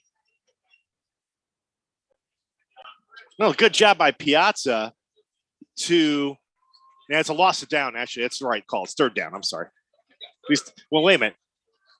Are we sure this time? Are the officials? Yeah, we got confusion here with the chain gang. 2nd and 14 on the board. Third down here. Piazza's flush. He's going to get away. He's going to run it. Can he get to the marker? Not quite. But he got taken out of bounds at the 36-yard line, very close to a late hit. Yeah. It will not be a late hit, and it will be, by all indications, fourth down at the 36-yard line. Are we all in agreement here? I don't know if we. It's fourth down. Yeah. You know the what, Dino? official just said loss of down. Good job by Piazza to escape to his right, but excellent closing speed by Highland. I think the key to that, not being a roughness call, was the tackle began inbounds, and then carried out of bounds, which is fine. Jonathan Lima will stand in single safety at his own 37 to await this kick from Reykjavik. So he'll get it away. Good high kick. His best effort of the night. He'll bounce inside the 30 and then go out of bounds. And they're going to mark it right around the 25-yard line. They may have a little bit of a discussion, give or take a yard, but that's where the Hornets will begin their first possession of the second half with a 14-7 lead. That's exactly what the Highland defense needed to do. Continue what it was doing in the first half. Highland's D is legit. Royalton's got to figure out some way to, fool them. And I'm not saying by trickeration. I mean, they need to figure out ways to get first downs other than by penalty. I had a buddy of mine pass me a score. Lake Catholic playing Erie McDowell tonight, and Lake Catholic leading at the half 14-13. As we go here, they'll go a jet sweep to Lima. Lima to the 30, spins to the 32, and he'll get pushed out of bounds at about the 33-yard line. So I think his first carry of the night for Jonathan. He had 5 carries a week ago, and he gets about 7 on first down. I should give him 8. Royalton's defense needed to be better there. I mean, that's a situation where they had a chance to keep that to a 3-yard gain and failed to do so. Instead now, Highland with a 2nd and short here. And so Mike Gibbons can have a little fun with the playbook. They'll send Kevin Heichel out wide right here on the near side, 2 receivers to the left. Stiles stands to the left of quarterback Aaron Phillips, who will keep it on the snap. He'll get the first down as he plunges ahead across the 35, and he'll take it to his own 36-yard line, maybe the 37. And you've seen the versatility for Highland because they open the game with Stiles power, right? Yeah. Well, now they start to weave in the jet sweep action. They faked it initially, then they ran it for a good play on first down in this drive. You haven't seen that type of adjustment, if you will, from the Royalton offense. They haven't really, I don't know if they have it in their toolbox. Yes. But Highland clearly has an ability to change the complexion of its offense if necessary. For the first time tonight, we see a player on the field down with cramping as one of the Bears defenders getting his left leg stretched out. 10:33 to go here in the third quarter. Highland 14, North Royalton 7 here at Serpentini Stadium. It's our WKYC game of the week. And the Bear who was cramped up, that was Syed. One of the Abu Hamde brothers, and the Royalton Bears can ill afford to lose him for any length of time. Either one of the brothers, because they're both so good. Actually, no, it was. I thought it was Syed. I thought it was 3, but actually, looking at the font of the jersey, it was number 1. And that is Syed. It was Syed. Yeah. Okay. So Zayden's okay. Okay. I wouldn't be shocked if Highland takes a shot here. They've got a 1st and 10 at the 37. And they don't. And they go on the ground. It's one of the few times tonight. They go to Stiles. Yeah, Lucas Stiles is stood up. Really had nowhere to go. Even when he's lost yardage, there's been an initial push, but not that time. Bears do a good job on that play. It'll be 2nd down. David Hicks amongst those on the tackle. Yeah, I agree with you. You get the feeling that this offensive they're line setting up Royalton for a deep ball. For a deep ball. This offensive line that played so well against Berea Mid-Park last week is starting to kind of have that surge again, and everybody's thinking run, and it gives Aaron Phillips a lot of options. Lima in motion. Jet sweep again. Yeah, another jet sweep to the left. He's got room again. Kind of stutter steps at the 44, keeps his footing, and finally out of bounds right about the 45-yard line. So again, about 8 for Jonathan Lima on the jet sweep. And that one was more a well-blocked play by Highland to spring Lima. The previous jet sweep was Royalton had him contained after about 3 yards and let him get through. And he got 9, actually. They're going to put it up to the 46. Now you go to the big fella, I would think, right? Yeah. You're going to triple stack. They're going to keep it. Yeah. And wait a minute. There's a flag down as Aaron Phillips pushed himself forward to what would have been the first down of the 47, but it's going to be a penalty on the Hornets. What's the call? Yeah, all of us are going. 2 hands to the side. 2 hands to the side. exactly sure what that was. Was that somebody says that sideline warning? But I don't think so. Yeah. When the official makes that situation, I have a pretty good idea of official signals. I don't recall this one. But it's a 5-yard. But it's a costly one. Yeah, here's what we can tell you. It's a 5-yard penalty. That's a huge call. Yeah, Hornets back down to their own 41 with a 3rd and 6. So now Phillips will go to the shotgun. Back to throw. Pressure. Throws. Passes dropped. Lima at the 44-yard line was trying to turn it upfield before he had it. He smelled the marker before he secured the ball. And now look at the turn of events there. By one unknown penalty. The quarterback sneak is a first down. It's a call that we're going to have to figure out. TC might look it up for us. Can you not the offside signal. Can you demonstrate on camera this for us? One. Yeah. It's this one, TC. Hands out to either side, parallel to the ground by the not referee. A sideline warning. But not a sideline warning, not an offsides call. See, this I'm telling you, this camera comes in handy all the time. You people wonder, well, it's an audio webcast. Why do you have video? That's why. That punt is going to be dropped, but picked up by one of the Bears back at about the 17-yard line. A near disaster. Wow. You talk about fortuitous. I think that was Lipchek who was trying to field it, and Jacob Keitlin who made the recovery. Wow. Jacob on the spot. Just happened to be there when the ball kicked, and he was there for the cover, or otherwise Highland is sitting pretty. That was a near disaster for the Bears. Instead, they have new life after getting that much-needed stop. Yeah, after Jacob that penalty Keitlin. sequence. Yeah, nice play by Keitlin to get that recovery. 9:21 to go here in the third. Hornets 14, Bears 7. And North Royalton now with the football at their own 18. And as Michael Piazza will go with 4 wide receivers. Miller to his right, and Miller will get the carry. And Cody will get it to the 20, maybe the 21. Short yardage, about 3 on that pickup. It will be 2nd down and 7. Everything has been tough tonight for Cody Miller, really, save for that one drive in the second quarter when he was finally able to kind of find some daylight running left. Yeah. It's, the first thing you do is you credit the interior of the Highland D. They've done an excellent job of stuffing things in there. All night long. Piazza will try to give it to Miller, and Miller's going to be trapped in the backfield for no gain. And again, another situation where a Hornet nearly got the handoff. I think that was Matt Caney who knifed in to make that tackle. And Highland read that play. They knew that it was a handoff to Miller, and that should be a signal to the Royalton coaching staff that we got to change something up here, because they were all over that. They knew that was a running play to Miller. Yeah. I mean, if you're going to come in that formation, you almost want to see maybe a bootleg or something now. 3rd and 10. There's a loss of 3 on that run. I would flare Miller out, and even if he's a decoy on a get him in space off, though. Yeah, good idea.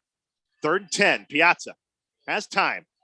Pocket collapsing. He's going to tuck and run right into the official, and then got put down about a yard short of the 1st down.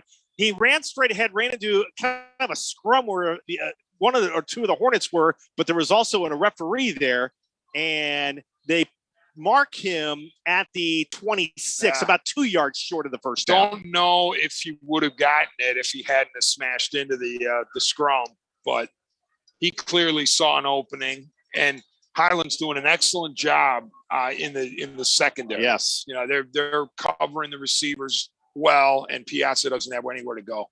Reykjavik to kick it away. Lima in single safety to his own 44. That one looked like it went off the side. There it goes, though. His foot, though. Let's see the bounce. Actually took a bare bounce out of bounds on the North Royalton side. It's out of bounds at the Highland 48. It took a bounce of about 2 yards towards North Royalton. Dave DiNatale, the North Royalton Bears are hanging right now. They're hanging by a thread because you figure the next score, if Highland goes up 21-7, it's going to be very difficult for North Royalton to win this game, the way Highland's defense is playing. They have to keep I mean, they have to keep this thing to no worse than 10. Yeah. No worse than 10. They cannot give up another touchdown and go down 14 because Highland's defense has figured it out. Yes. They are locked in, and you're not getting anything off those guys.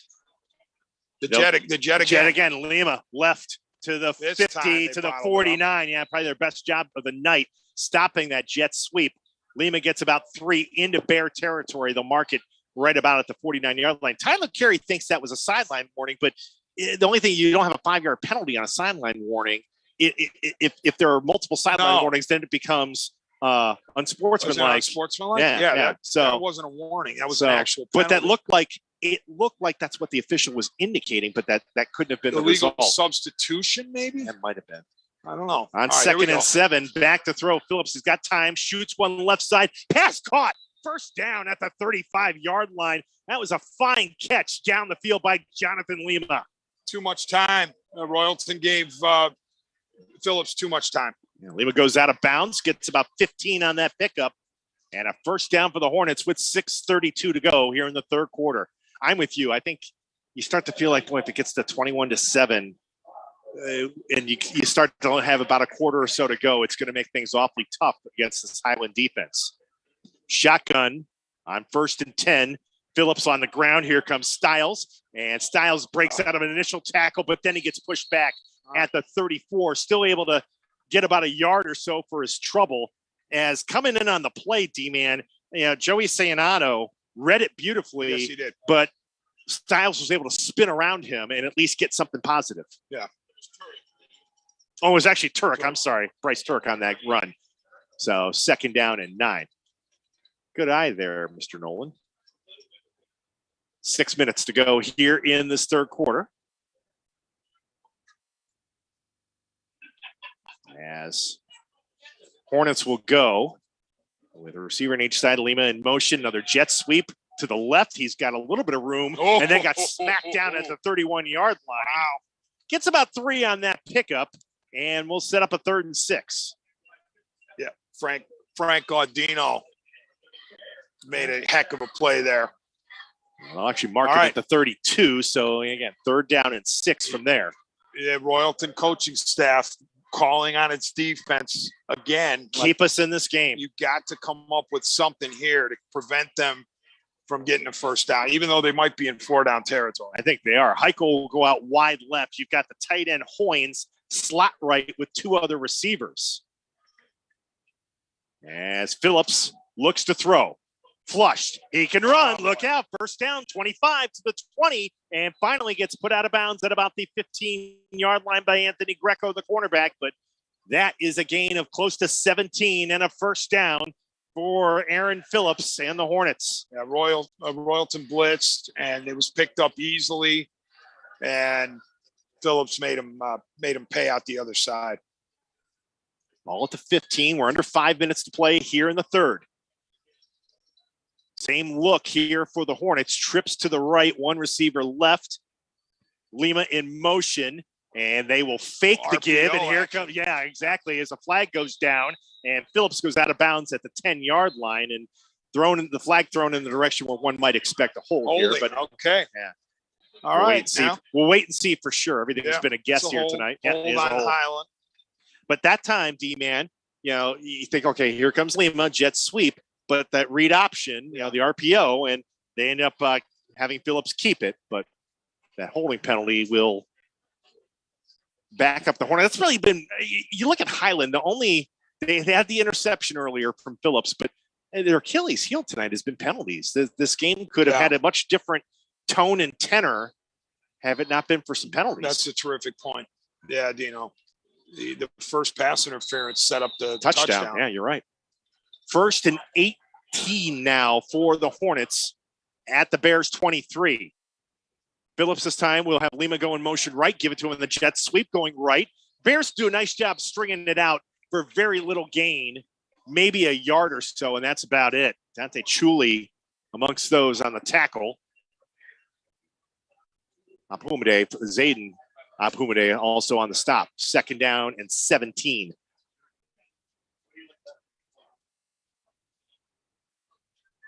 And Dino, correct me if I'm wrong, but Syed Azumide has not returned. Azumide. No, he's seated on the sideline. Did he just come out again? I don't know. He may have.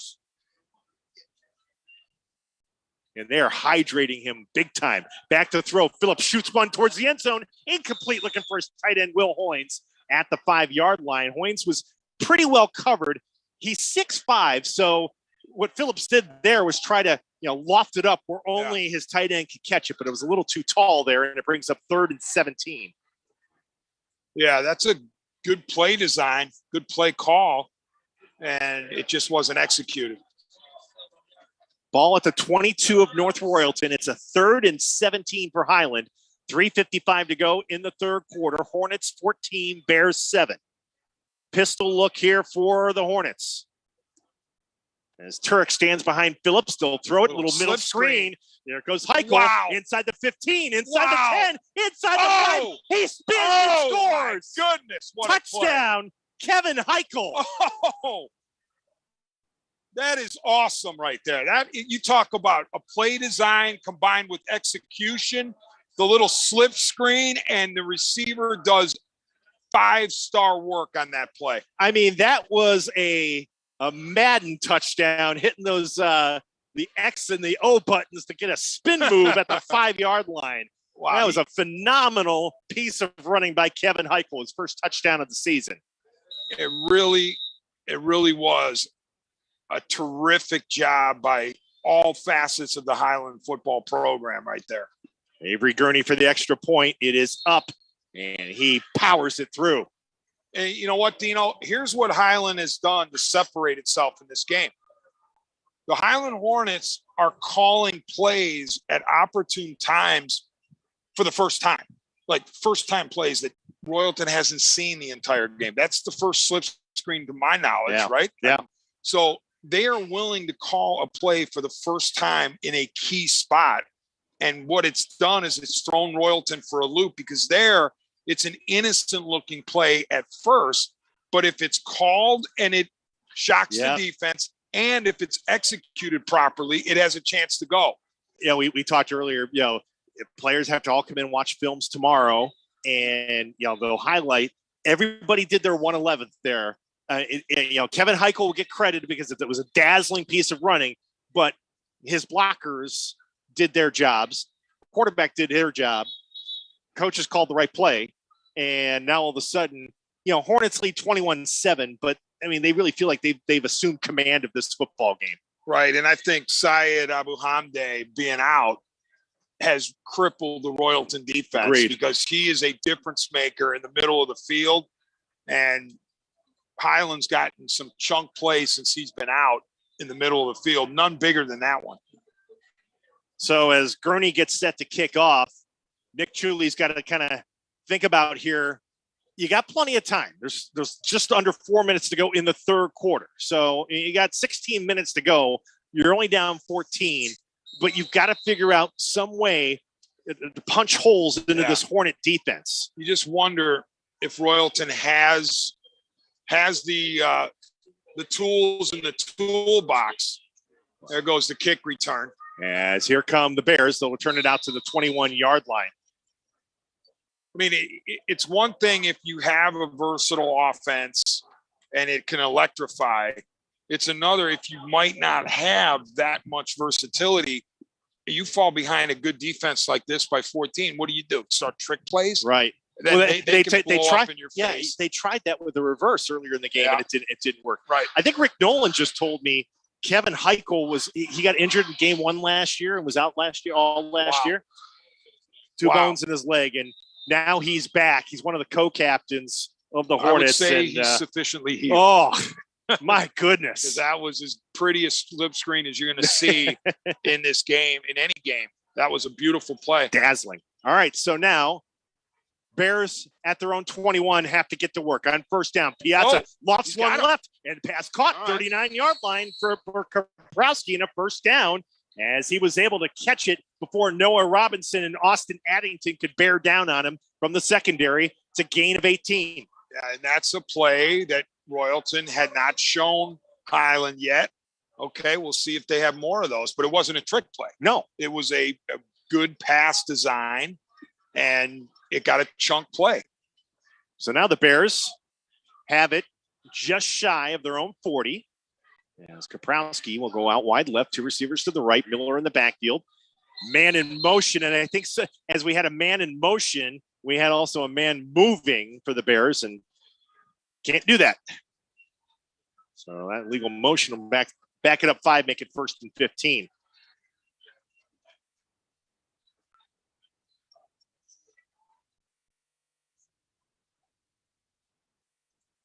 All right, so from 1st and 10, it's 1st and 15 back at the 34-yard line. Bears down 21-7. We approach 3 minutes to go in the third quarter. Perino in motion. Give Miller stacked up by Danny Giannini and drop back about 10 yards. It won't be a 10-yard loss. They'll mark it back right about at the line of scrimmage, but Giannini fired up, and he should be, as he read it beautifully. Yeah, you could tell that the Highland defense is feeling really good about itself, and rightly so. Yeah, they're just playing really good at football. A high level. Yeah. Second and 15 on a couple of pass plays, but that's pretty much it. Cody Miller will stand to the right of quarterback Michael Piazza. 2nd and 15 blitz. Piazza is in big trouble. Down he goes back at the 29. Mitchell Good was back there. Haney was back there. And I think finishing off the play for the Hornets was Ryan McKean. And what do the good teams do with the good defenses? They wait and they say, okay, do our base defenses do the trick? And then once they establish the base defense, then you say, all right, let's blitz them. And that was a blitz that Royalton was not ready for. So it's now 3rd and 19. They have to get to the 49 to keep this drive going after they're getting that first down pass to start the drive. Piazza's in trouble again, rolling right, in all kinds of trouble, throws, and the pass is caught at the 40 to the 41-yard line. I think it was Cola Bianchi who made the catch. Okay, I'm sorry. At the 42-yard line. Give me well short of the first down, but a heck of a catch nonetheless as Piazza. Just, again, you said earlier that the secondary coverage has been great tonight, and Michael just has not had time to throw the football. And even on that play, I mean, he was running for his life and somehow got it to Cola Bianchi. I don't know how he did. Yeah. So on 4th and 7, the Bears have to punt. Okay. And here's the situation too. And I don't want to. As the punt will go, Lima drops it back at the 12, picks it up at the 10, back at the 8, back at the 6. All the way down to the 6-yard line. Okay, we got an interesting development on the North Royalton sideline. We also have a flag down at the 29-yard line. Could be a very costly penalty on the Royalton Bears. Oh, boy, after you get a break like that, after Lima dropped that punt, holding. No, it's on Highland. It's on the Highland. All right, here's what I saw. Here's what I'm guessing that I saw on the sideline during the punt.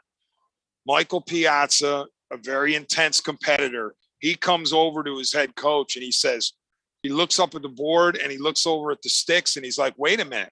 Why aren't we going? Why aren't we going? Why aren't we going for it? And he and his coach got into it a little bit, which is fine. They're all competitive, but I don't blame Piazza there. He's saying, look, we're close to midfield. Yeah. It's 4th and less than 10. Yeah. We down can by make 14. it, coach. We can get this. But you're the coach and you're saying, all right, if I can pin Highland and get them to punt deep in their own end, then we've accomplished the mission with a punt. So, you're going to have that with the quarterback and the coach. Absolutely. And that's healthy. I would want that if I'm the head coach. Oh, yeah. I want the quarterback coming absolutely. at me going, why are we doing? Why are we punting? So he's a competitor. Absolutely. So the penalty will be declined. They'll say Lima was down at the 5-yard line. They took it. So okay. It was at the amazing half the distance. Wow. Yeah.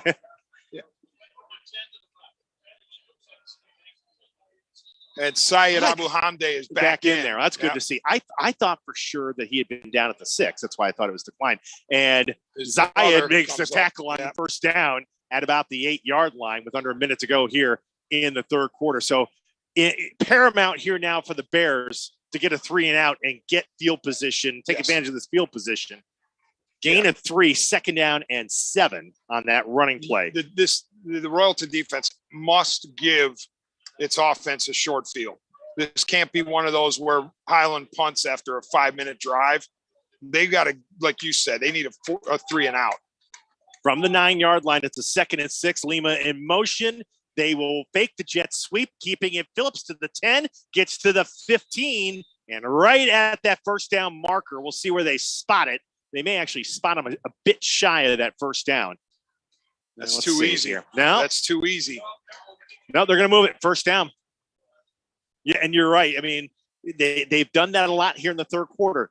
They give you the jet sweep look, fake it. Quarterback finds a kind of a little slot left and gets the first down. Aaron Phillips has really had a great night running and throwing, but right now his legs are really coming to bear here for the Hornets as they'll go on the ground just up the gut for about a yard or so. I think that was Styles on the carry that particular time, as that will be the last play here of the third quarter.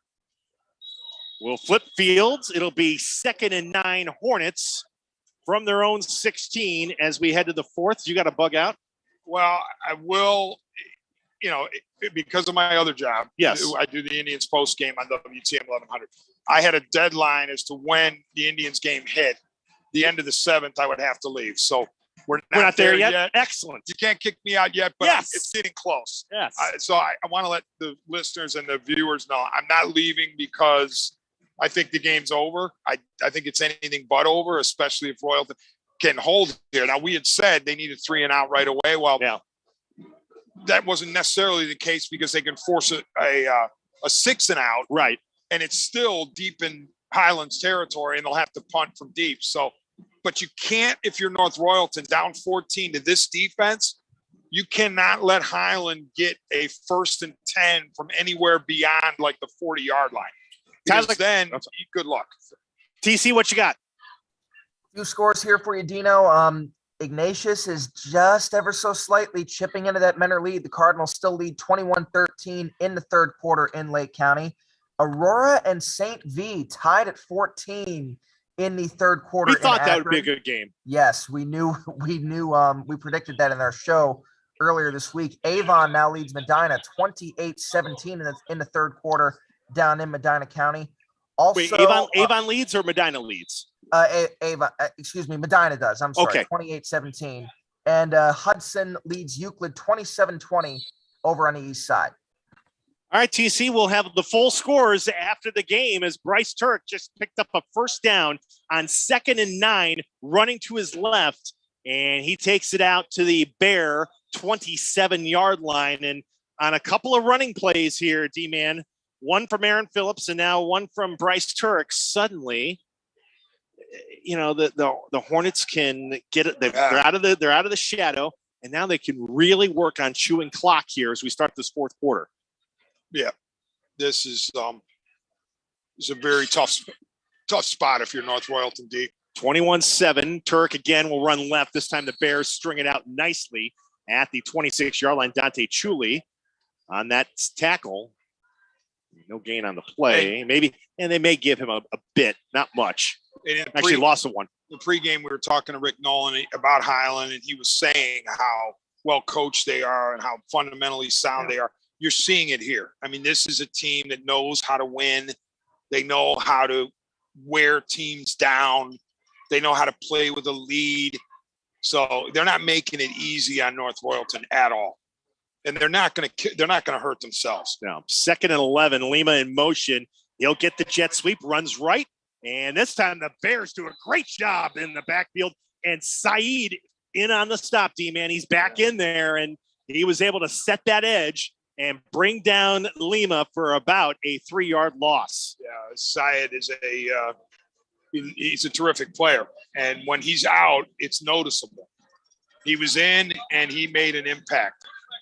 Okay, here you go. Yeah. I mean, this is your opportunity right here if you're the Bears. Yeah. And I'm with you. And Abu Hamde has to make a tackle here or make a big play. Saya just made one there in the previous play, and I'm not calling out Zayden here because he's a great player, but you never know if he might come up with something here. 3rd and long, Phillips to throw, flushed. He's got some room if he wants to run left. Now here come the Bears. He'll throw left and throws it in to the Bears bench, incomplete. Over in the area was Jonathan Lima, if you were wondering why there wasn't a kind of a grounding or anything like that. But it will be 4th down. Yeah, there was the clock. Andrew Cortan, the cornerback, was limping off the field, and he's on his back and in cramping mode on his right leg. General cramping, stretch the leg out. Yeah. Well, here it took a little longer than Royalton needed, but you still force a punt from relatively deep in Highland's end, and you've got enough time to come back from 2 touchdowns down.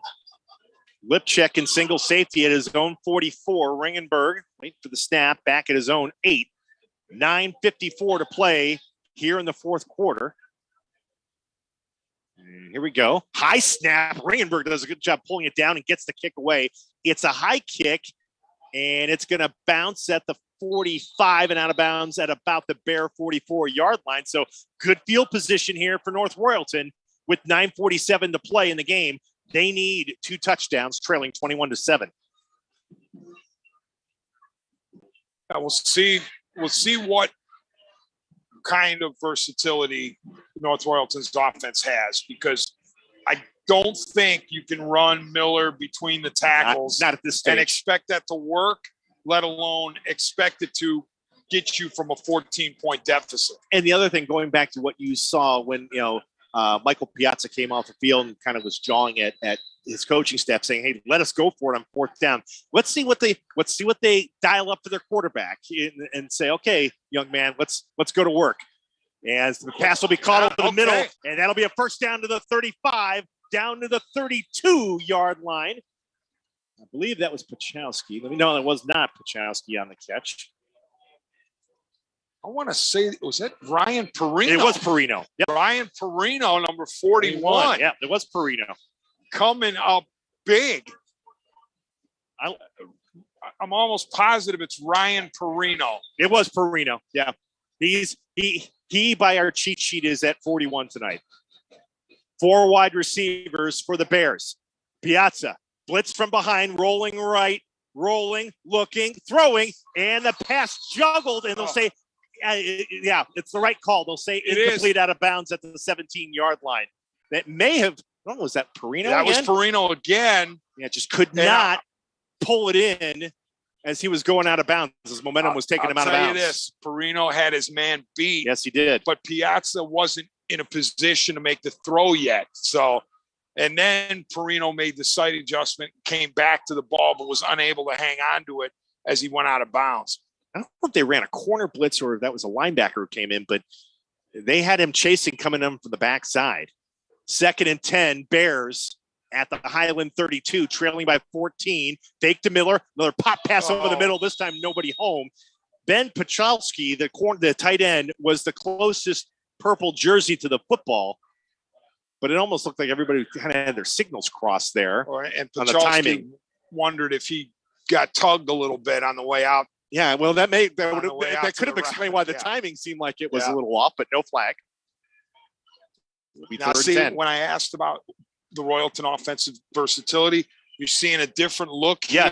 Ryan Perino coming in. You're seeing pop passes, and this is I wouldn't say the desperation offense, but it's close to desperation. Yeah, offense. it's the it's understanding you're in comeback mode now. 3 receivers, including Perino, who's on a slot left. 3rd and 10. Piazza throws right. His man fell down at the 23-yard line, incomplete. Was over there looking for Kaprowski, who was trying to kind of slice himself in and fell down.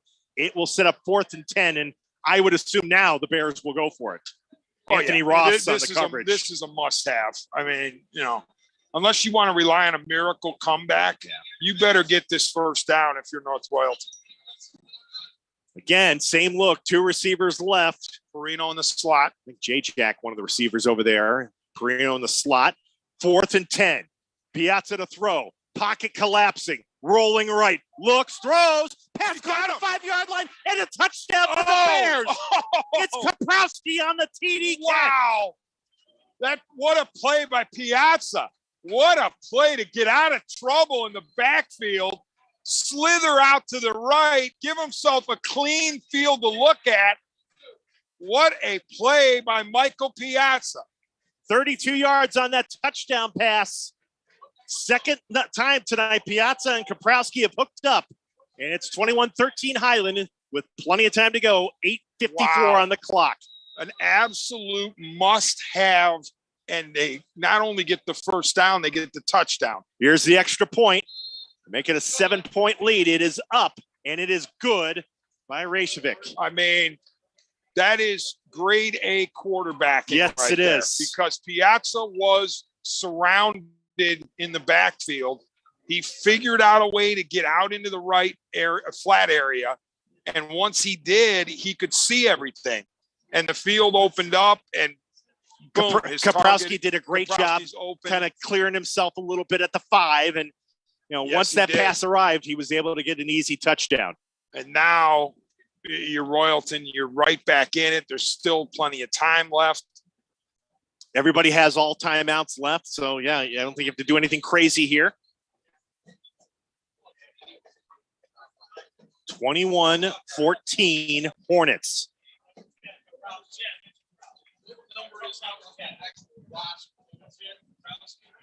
Kaprowski. Yeah.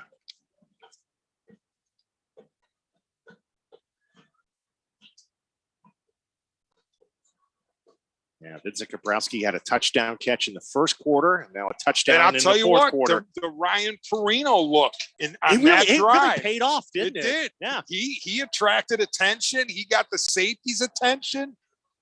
Ryan Perino doing a nice job, a nice wrinkle for North Royalton. Kick will sail to the left, picked up at the 10-yard line. It's not Lima. It's a Turek to the 25 to the 30, 35. And Bryce Turek with a good return out just shy of the 40-yard line at the 38. Wow. It's a good return by the senior Bryce Turek. I mean, if you're going to pooch like that, you've got to get more elevation on it. Yes. That was a pooch, and it was low and gave the guy a chance to return it.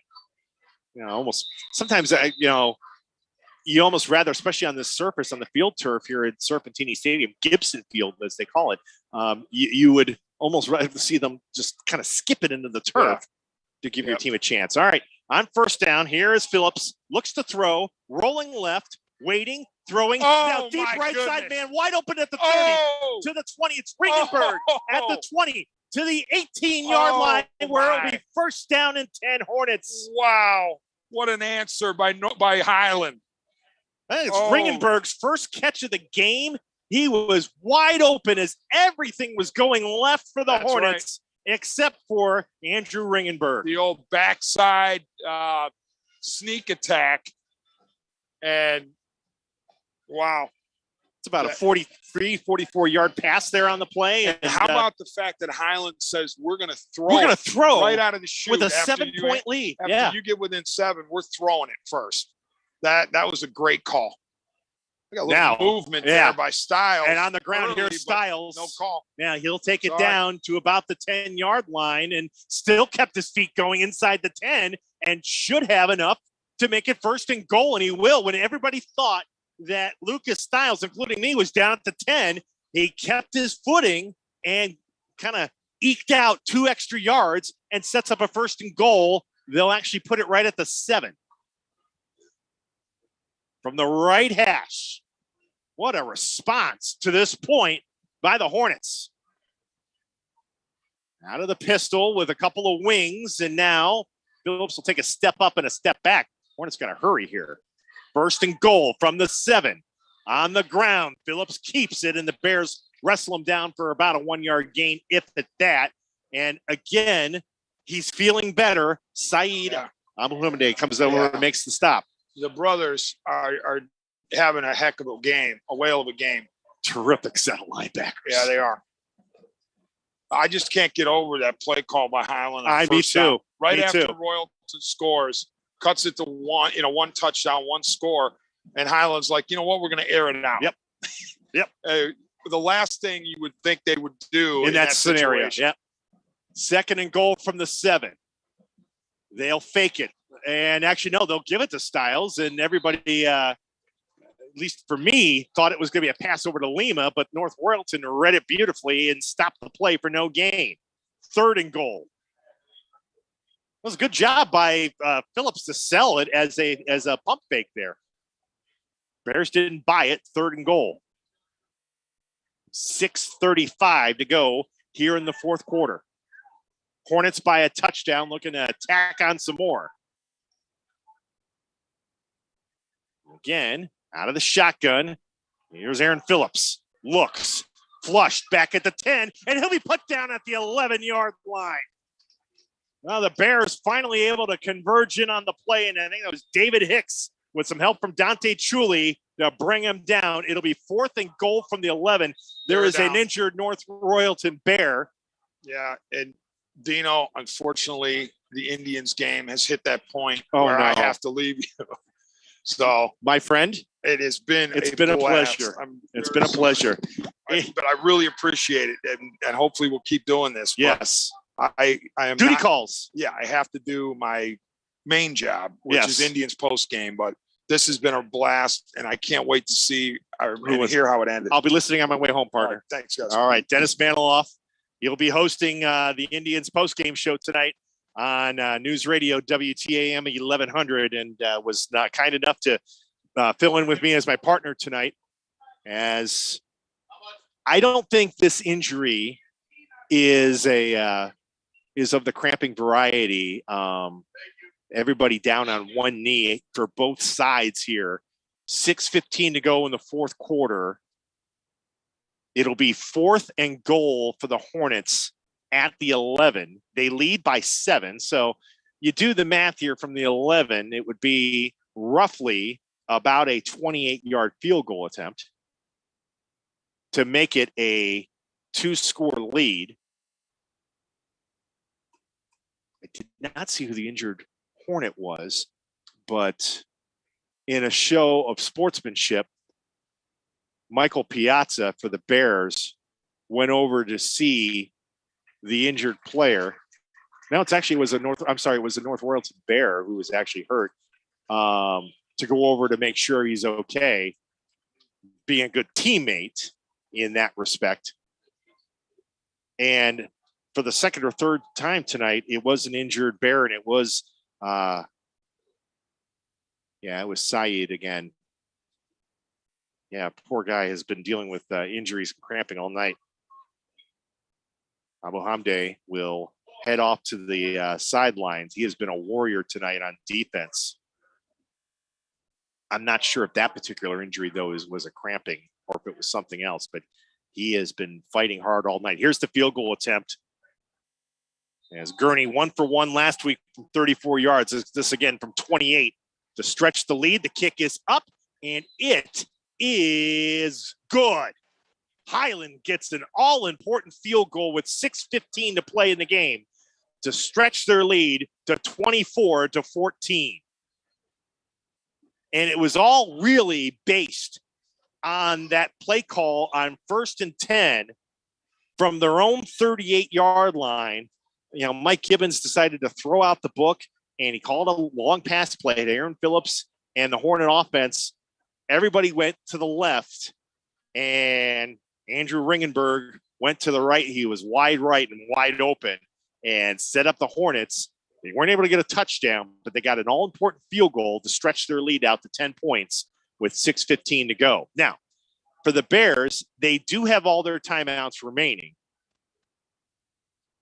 So the imperative for them now is going to be to get a score quickly. And they're going to bring in preparation of a possible pooch kick. You've got 4 guys in a box separated by about 8 yards back from the 15 to the 8-yard line here. Yeah, with the thinking there, you might want to kick one deep down the field. So you move that first line back a few yards here.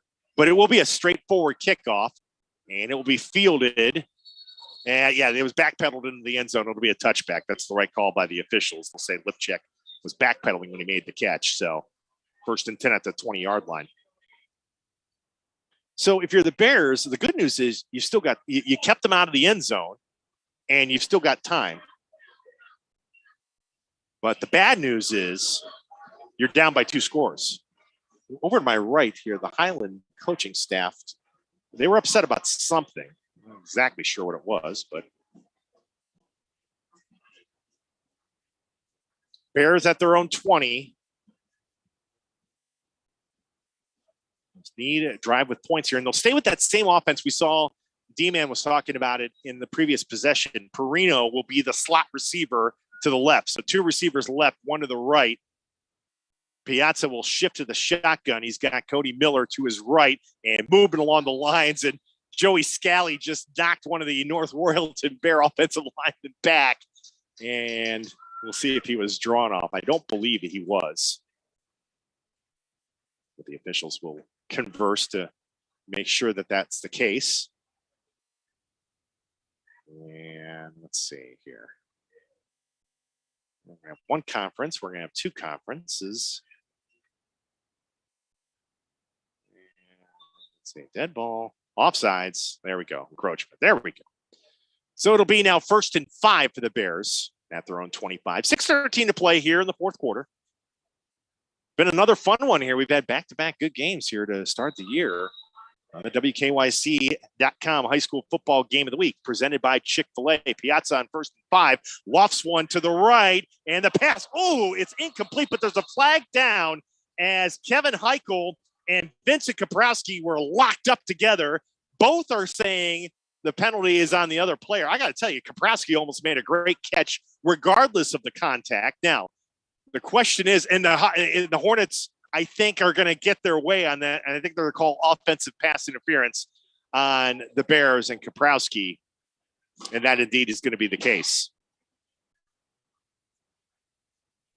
Now, Kaprowski and Heichel have been locked up a lot together tonight, and they're saying that time Vincent was pushing and moving to try to position himself to make that catch. And the ball will go back to the Bear 13-yard line, actually make it the 12. And instead of 1st and 5, it's going to be 1st and about 18 here, 17 we'll call it. Miller gets the carry, actually fake it to him, pass is caught at the 25 to the 30. There goes Perino breaking tackles. Perino to the 50, Perino to the 40, and finally taken down at the 35-yard line on a beautiful play fake by Michael Piazza. Everybody thought he handed it to Cody Miller, and instead he shot one over the middle to Ryan Perino. And Perino gets the 1st down all the way to the Hornet 35. 5:55 to go in the game. Tell you what, Perino's had a good ball game here.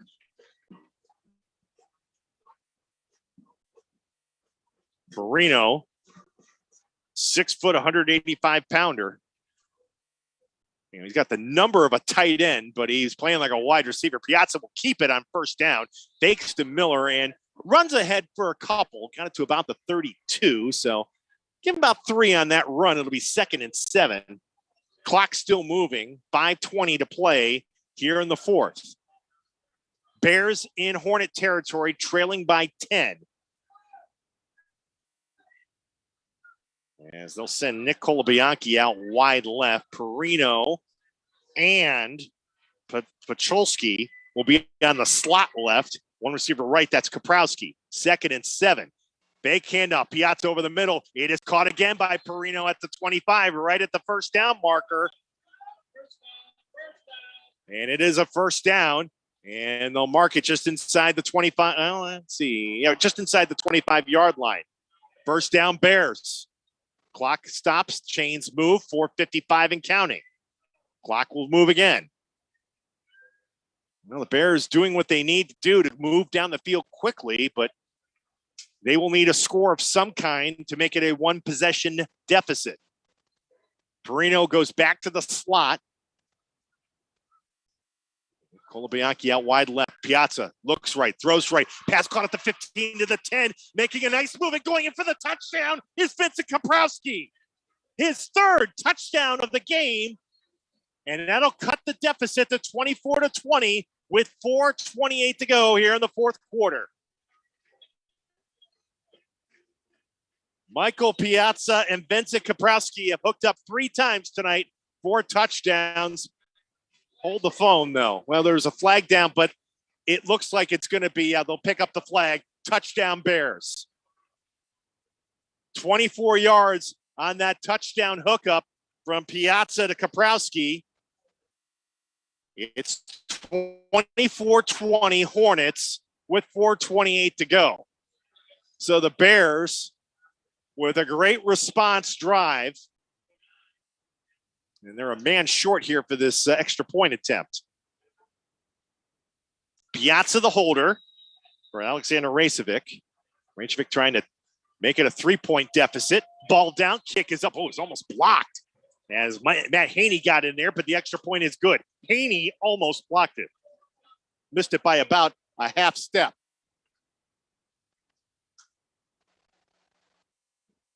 $4:20 to go. Actually make that 4:28 to go here in the fourth quarter. And a great response by the North Royalton Bears to get a quick touchdown. They're back down by 3. And again, both teams have all their timeouts remaining here. So I don't think you have to get too crazy here. If you're Nick Julie, you may see again a pooch attempt or a skip attempt on your kick. But I don't think you'll see anything onside here. I think you'll give your defense an opportunity here to. It looks like Nordonia just heard, I think, is taking the lead on Berea Mid-Park. Tyler Carey will have the full scoreboard after this one is over. We'll have some thoughts together here on what we've seen tonight and action from around Northeast Ohio. Another dandy here in the WKYC.com high school football game of the week. We owe it all to you fans. You're the ones who decide where we go. Benedictine and Walsh Jesuit went into double overtime last week. And here at Serpentini Chevrolet Stadium, we got another barn burner. Highland 24, North Royalton 21. Kick is away. Good high kick. Turek with a running catch at the 9. Runs into one of his own men, looks for a block, takes it to the 22, and then gets stood up at that particular point and will be put down there. 4:20 to go. Hornets will take over now at their own 23-yard line. This is a game where a lot of fireworks early and kind of a defensive struggle in the second and third quarter. Now the fireworks are back here in the fourth quarter offensively. Both quarterbacks have been superb tonight. Aaron Phillips has thrown a couple of touchdowns. He's run first score tonight. And Michael Piazza has thrown 3 touchdown passes for the Bears. All right, Phillips back to work here. First down on the ground and getting the carry of Stiles. And Stiles did well if he got a half yard. Bears did a good job converging there quickly. Timothy Root led the charge, and they'll mark it at the 24. So give him a yard, 2nd and 9. Under 4 minutes to play, fourth quarter. You would think here if the Bears would make a stop, Nick Truly might use a timeout. Heichel and Lima go out wide left, and you've got Ringenberg to the right. Lima in motion, but they'll give it to Stiles, and Stiles in all kinds of trouble. He'll be knocked down back inside the 20-yard line. You had about 4 purple jerseys converge on the play, and as we thought, Bears will take time before a 3rd and long. They're actually, well, they're gonna say forward progress stopped at the 23 and mark the play dead from there, which is pretty favorable. They didn't actually. I saw the clock stop, but now it's starting again. Bears didn't take a timeout. That worked out pretty well though for North Royalton on 3rd and long. Phillips throws left, looking for Heichel, makes a diving catch, and they say it's a catch for a first down at the 39-yard line as he was able to get a foot in bounds. Anthony Greco had perfect coverage, but it was a brilliant throwing catch from Aaron Phillips to Kevin Heichel to move the chains. Wow. Threw it to a spot where only Heichel could get it at the 39. And Julie headset off. He had a good look at it, I'm sure, from his vantage point on the sideline, saying there's no way he had a foot in bounds. First down, Hornets on a terrific pitch and catch. Back on the ground. Phillips will keep it. Breaks a tackle 45 to the 50, and he'll hook slide down smartly at the 45-yard line instead of running out of bounds with 2:43 to go. Clock stops momentarily to move the chains. First down, Hornets. But just when it looked like North Royalton had the stop they needed on 3rd and long, brilliant catch by Kevin Heichel. And it keeps the drive going, and then you get a first down run by Phillips into Bear territory. Clock starts to move again, 2:30 and counting to play here in North Royalton. Bears trailing the Hornets, 24-21 Highland, with a 1st and 10 now at the Bear 45. And here comes Stiles to the 40, puts his head down right about at the first down marker. I think they might put him down a little shy of the first down at the Royalton 37-yard line. Clock still moving. Bears have all their timeouts remaining if they want to use them. Under 2 minutes to go. 2nd down and 2. Yeah, I know you want to give your offense a shot here, but now Phillips will go tight and try to keep it and push the pile ahead. And there's a flag down as he does push the pile ahead, but let's check on the flag. Where they mark it, it would be a first down at the 35-yard line, but hang on for a second. That'll stop it with 1:44 to go. And it's another penalty on the Hornets. Yeah. It's Rick Nolan, you may have heard from the Medina Gazette, was saying it's right. I think they were flagging him for pushing the runner. And now 4 of the officials are going to have a quick powwow. We've had a couple of those here tonight. It's one of the reasons why Dennis Maniloff had to take off here. This game has gone a little bit longer, I think, than we expected because of some of these stoppages. And again, it's a signal as almost like it's a sideline warning. It's not. But that penalty, it's a 5-yard penalty, and it moves it back to the Bear 42 with 1:44 to go. Instead of 2nd and 1, it's now really almost 2nd and 7 now. And from the pistol, the give will go. It is Stiles, and Stiles moves the pile, gets a first down inside the 30, and Lucas Stiles won't be denied. He takes it down to the 27-yard line with 1:35 to go. First down for the Highland Hornets, and now North Royalton has to use timeouts here, otherwise this thing is over. 24-21 Hornets. Clock starts to move again. Ball at the 27-yard line. Clock is the ally of the Hornets right now. 2 receivers to the right, including tight end Will Hoynes now trips right. 1 receiver left. Pistol look here for Aaron Phillips. And back it goes. Here's Stiles for the 20. Stiles to the 19-yard line, and a touchdown-saving tackle made by Andrew Corton. Good to see him back in there, by the way. He had been shaken up earlier. But that's a timeout taken by the Bears with 1:04 to go. They're first. And it's going to be a gain of close to 9 on first down. We'll call it a gain of 8, 2nd and 2. So now at this point, really, for the Bears, your hope is a turnover. Or some kind of stoppage and downs here and still have enough where you can do something with the football. But some valuable time was left on the clock there earlier in this sequence here on this drive. But it's been a dandy tonight here regardless here. Highland 24, North Royalton 21. We got 1:04 to play here in the 4th quarter. 2nd and 2 for the Hornets, trying to run things out from the Royalton 19-yard line at the left hash.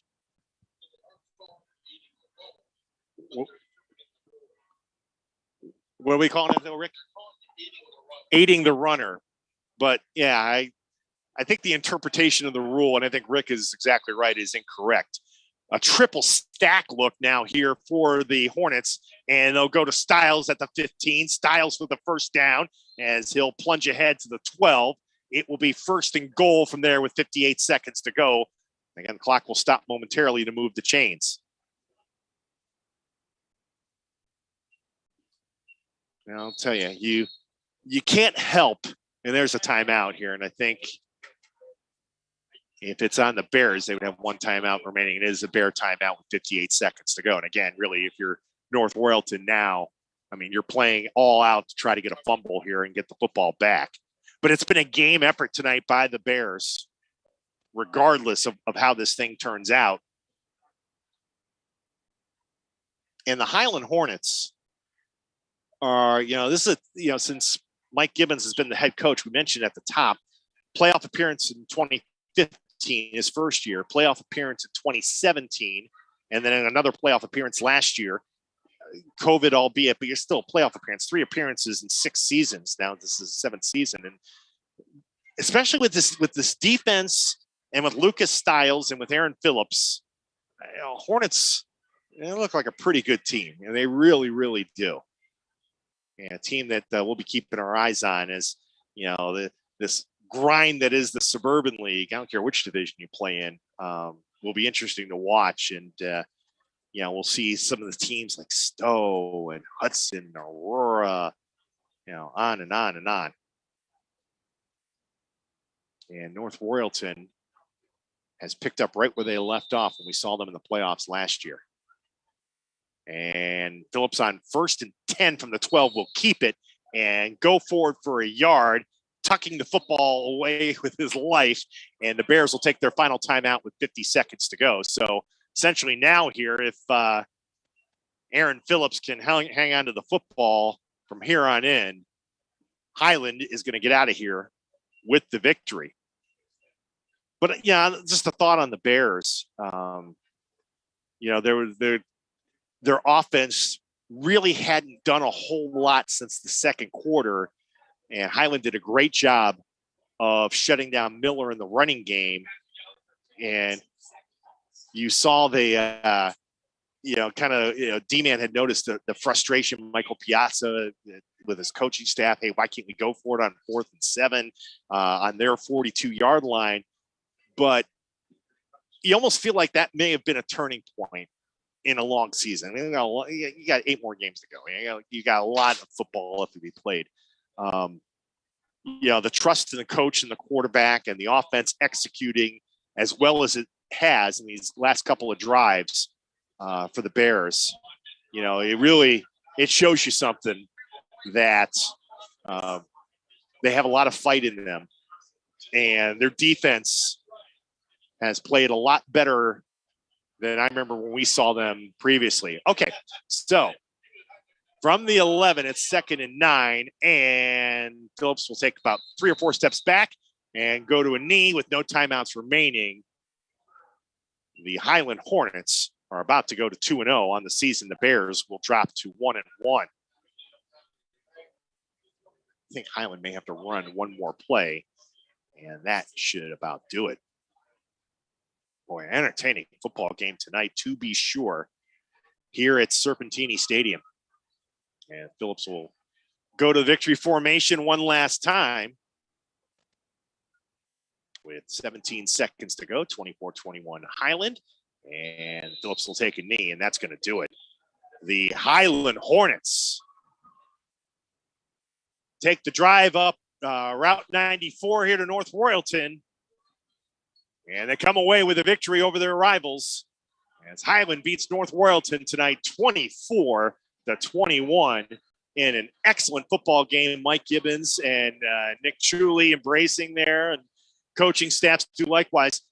We said earlier, the proximity of these schools, you have in some cases, kids who grow up and play in nearby, Pee Wee leagues or AAU maybe in basketball. Sometimes you have coaches for a team who may have spouses who are employees for the other school district. There are a lot of close ties between Highland and North Royalton and a lot of respect. And they played a great game last year. And tonight was an excellent encore. It really, really was.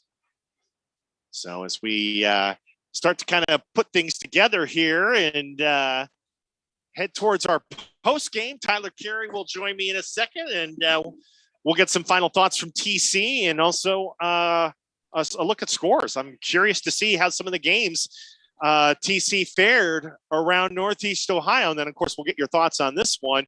Let's start with the scoreboard. Well, the scoreboard, Dino, we got a few finals for you here that I'll just get to you right now.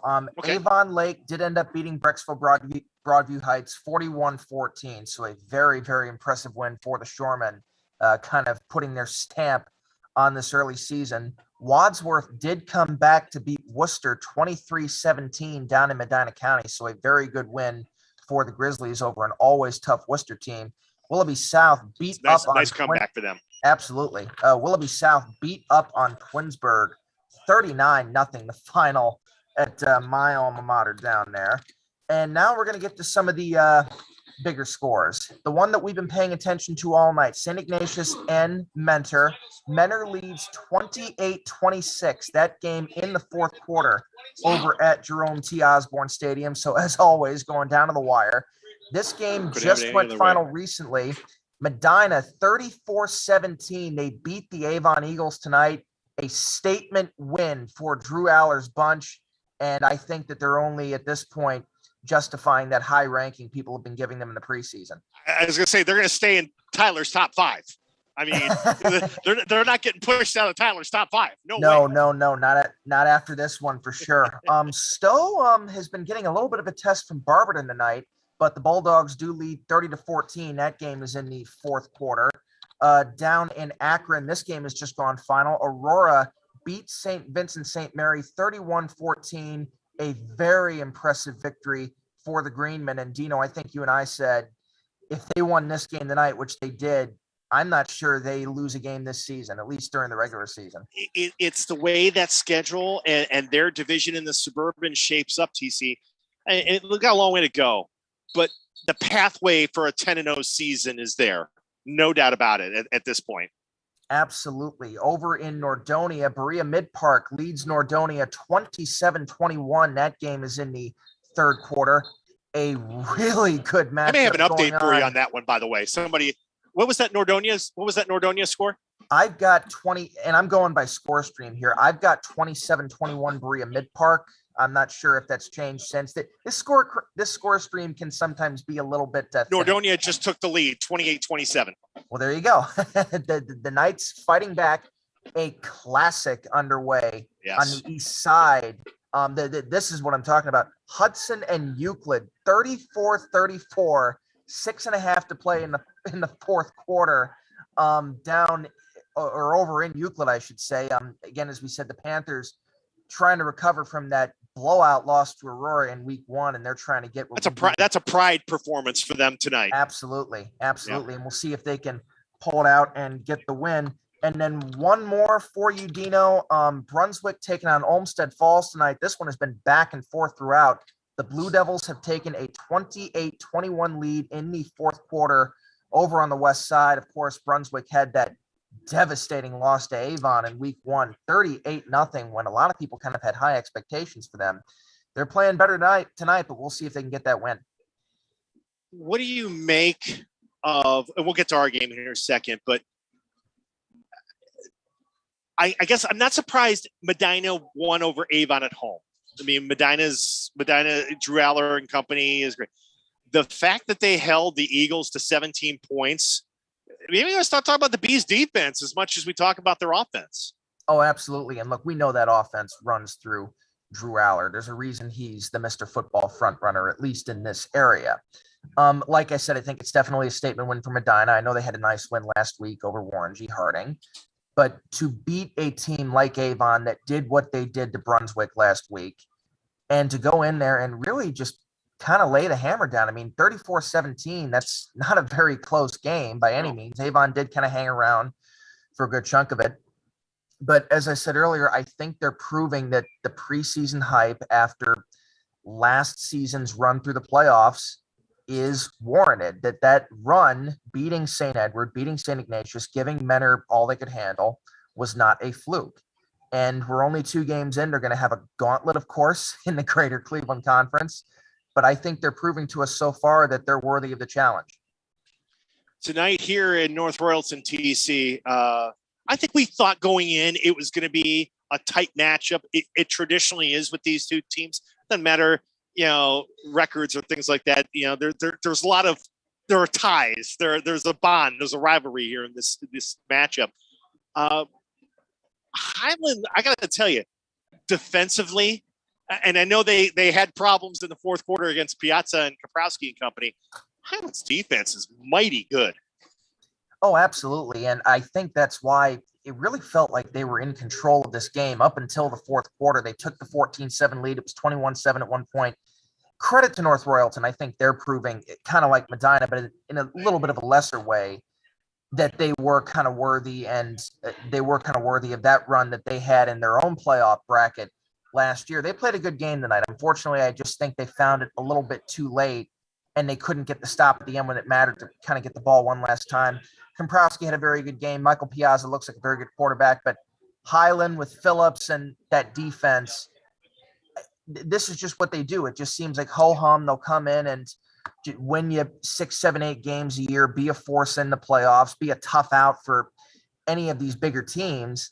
And this is their first 2-0 start in 4 years. I've done the research on that. So again, they're going to have to face a lot of very good teams in the Suburban League. We know how deep this conference is, but 2-0 over 2 pretty solid teams in Berea Mid-Park and now North Royalton, that's nothing to sneeze at. I think they get Medina next week, if I'm not mistaken. The Hornets do. So, yeah, have fun with that. Yes.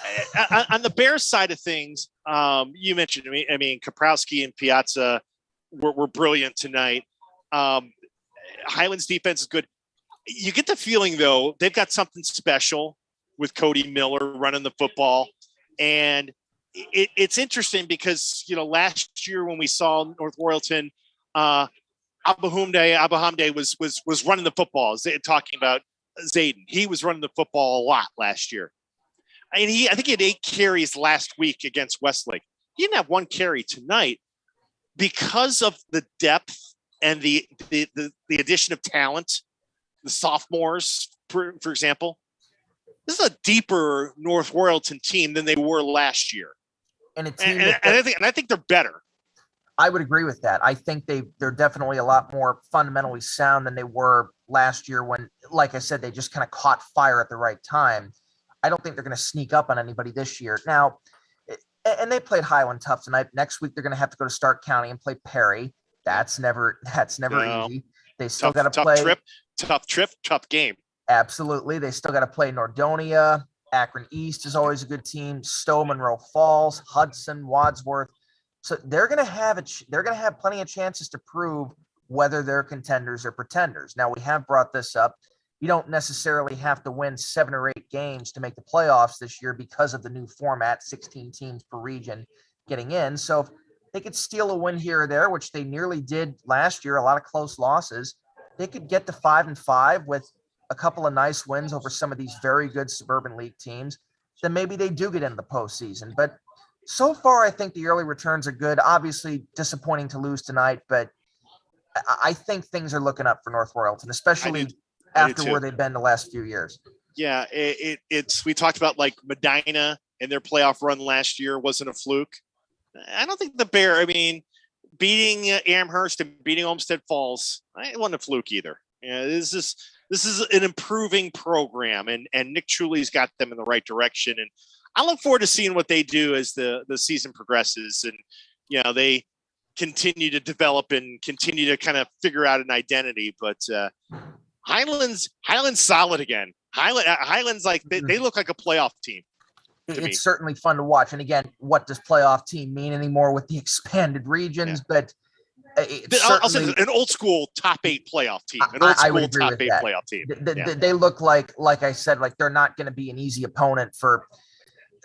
Let me put it this way: if they play like Avon or Avon Lake in that first round, those teams aren't going to be able to look past them. I'm not saying they would necessarily win those games. And again, we're still very early in the season, but it's a situation where they know they're going to have to game plan, and it's not just going to be a cakewalk into the next round. Dino, I do have on another note, I do have one update for you. We do have a final from Jerome T. Osborne Stadium.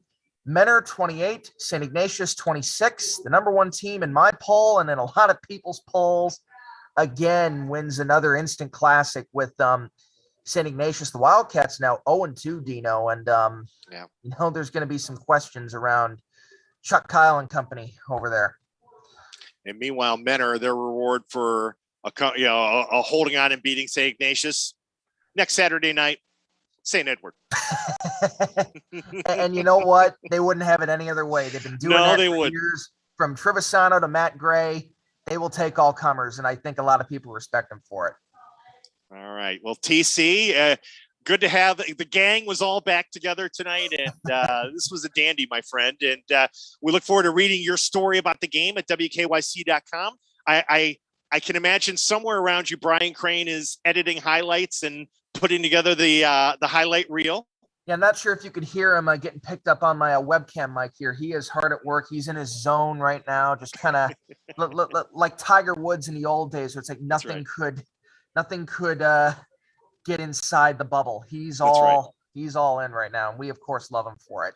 Indeed. We'll tweet it out later at our site at WKYC. You can catch it on Instagram. You can catch it in Tyler's story, the highlight reel of the game, and also watch highlights of this game on What's Next, Channel 3 News at 11 o'clock. All right, that's going to do it for us tonight here. There's another dandy here to start the 2021 season. Again, the high school football game of the week brought to you by Chick-fil-A. We're giving them their money's worth. Remember, Chick-fil-A, home of the original chicken sandwich. For Dennis Maniloff, for the aforementioned Tyler Carey, and for Brian Crane, I'm Dave DiNatale. Thanks so much for watching and listening tonight. Again, your final, the Highland Hornets 24 and the North Royalton Bears 21. Have a great night, everyone.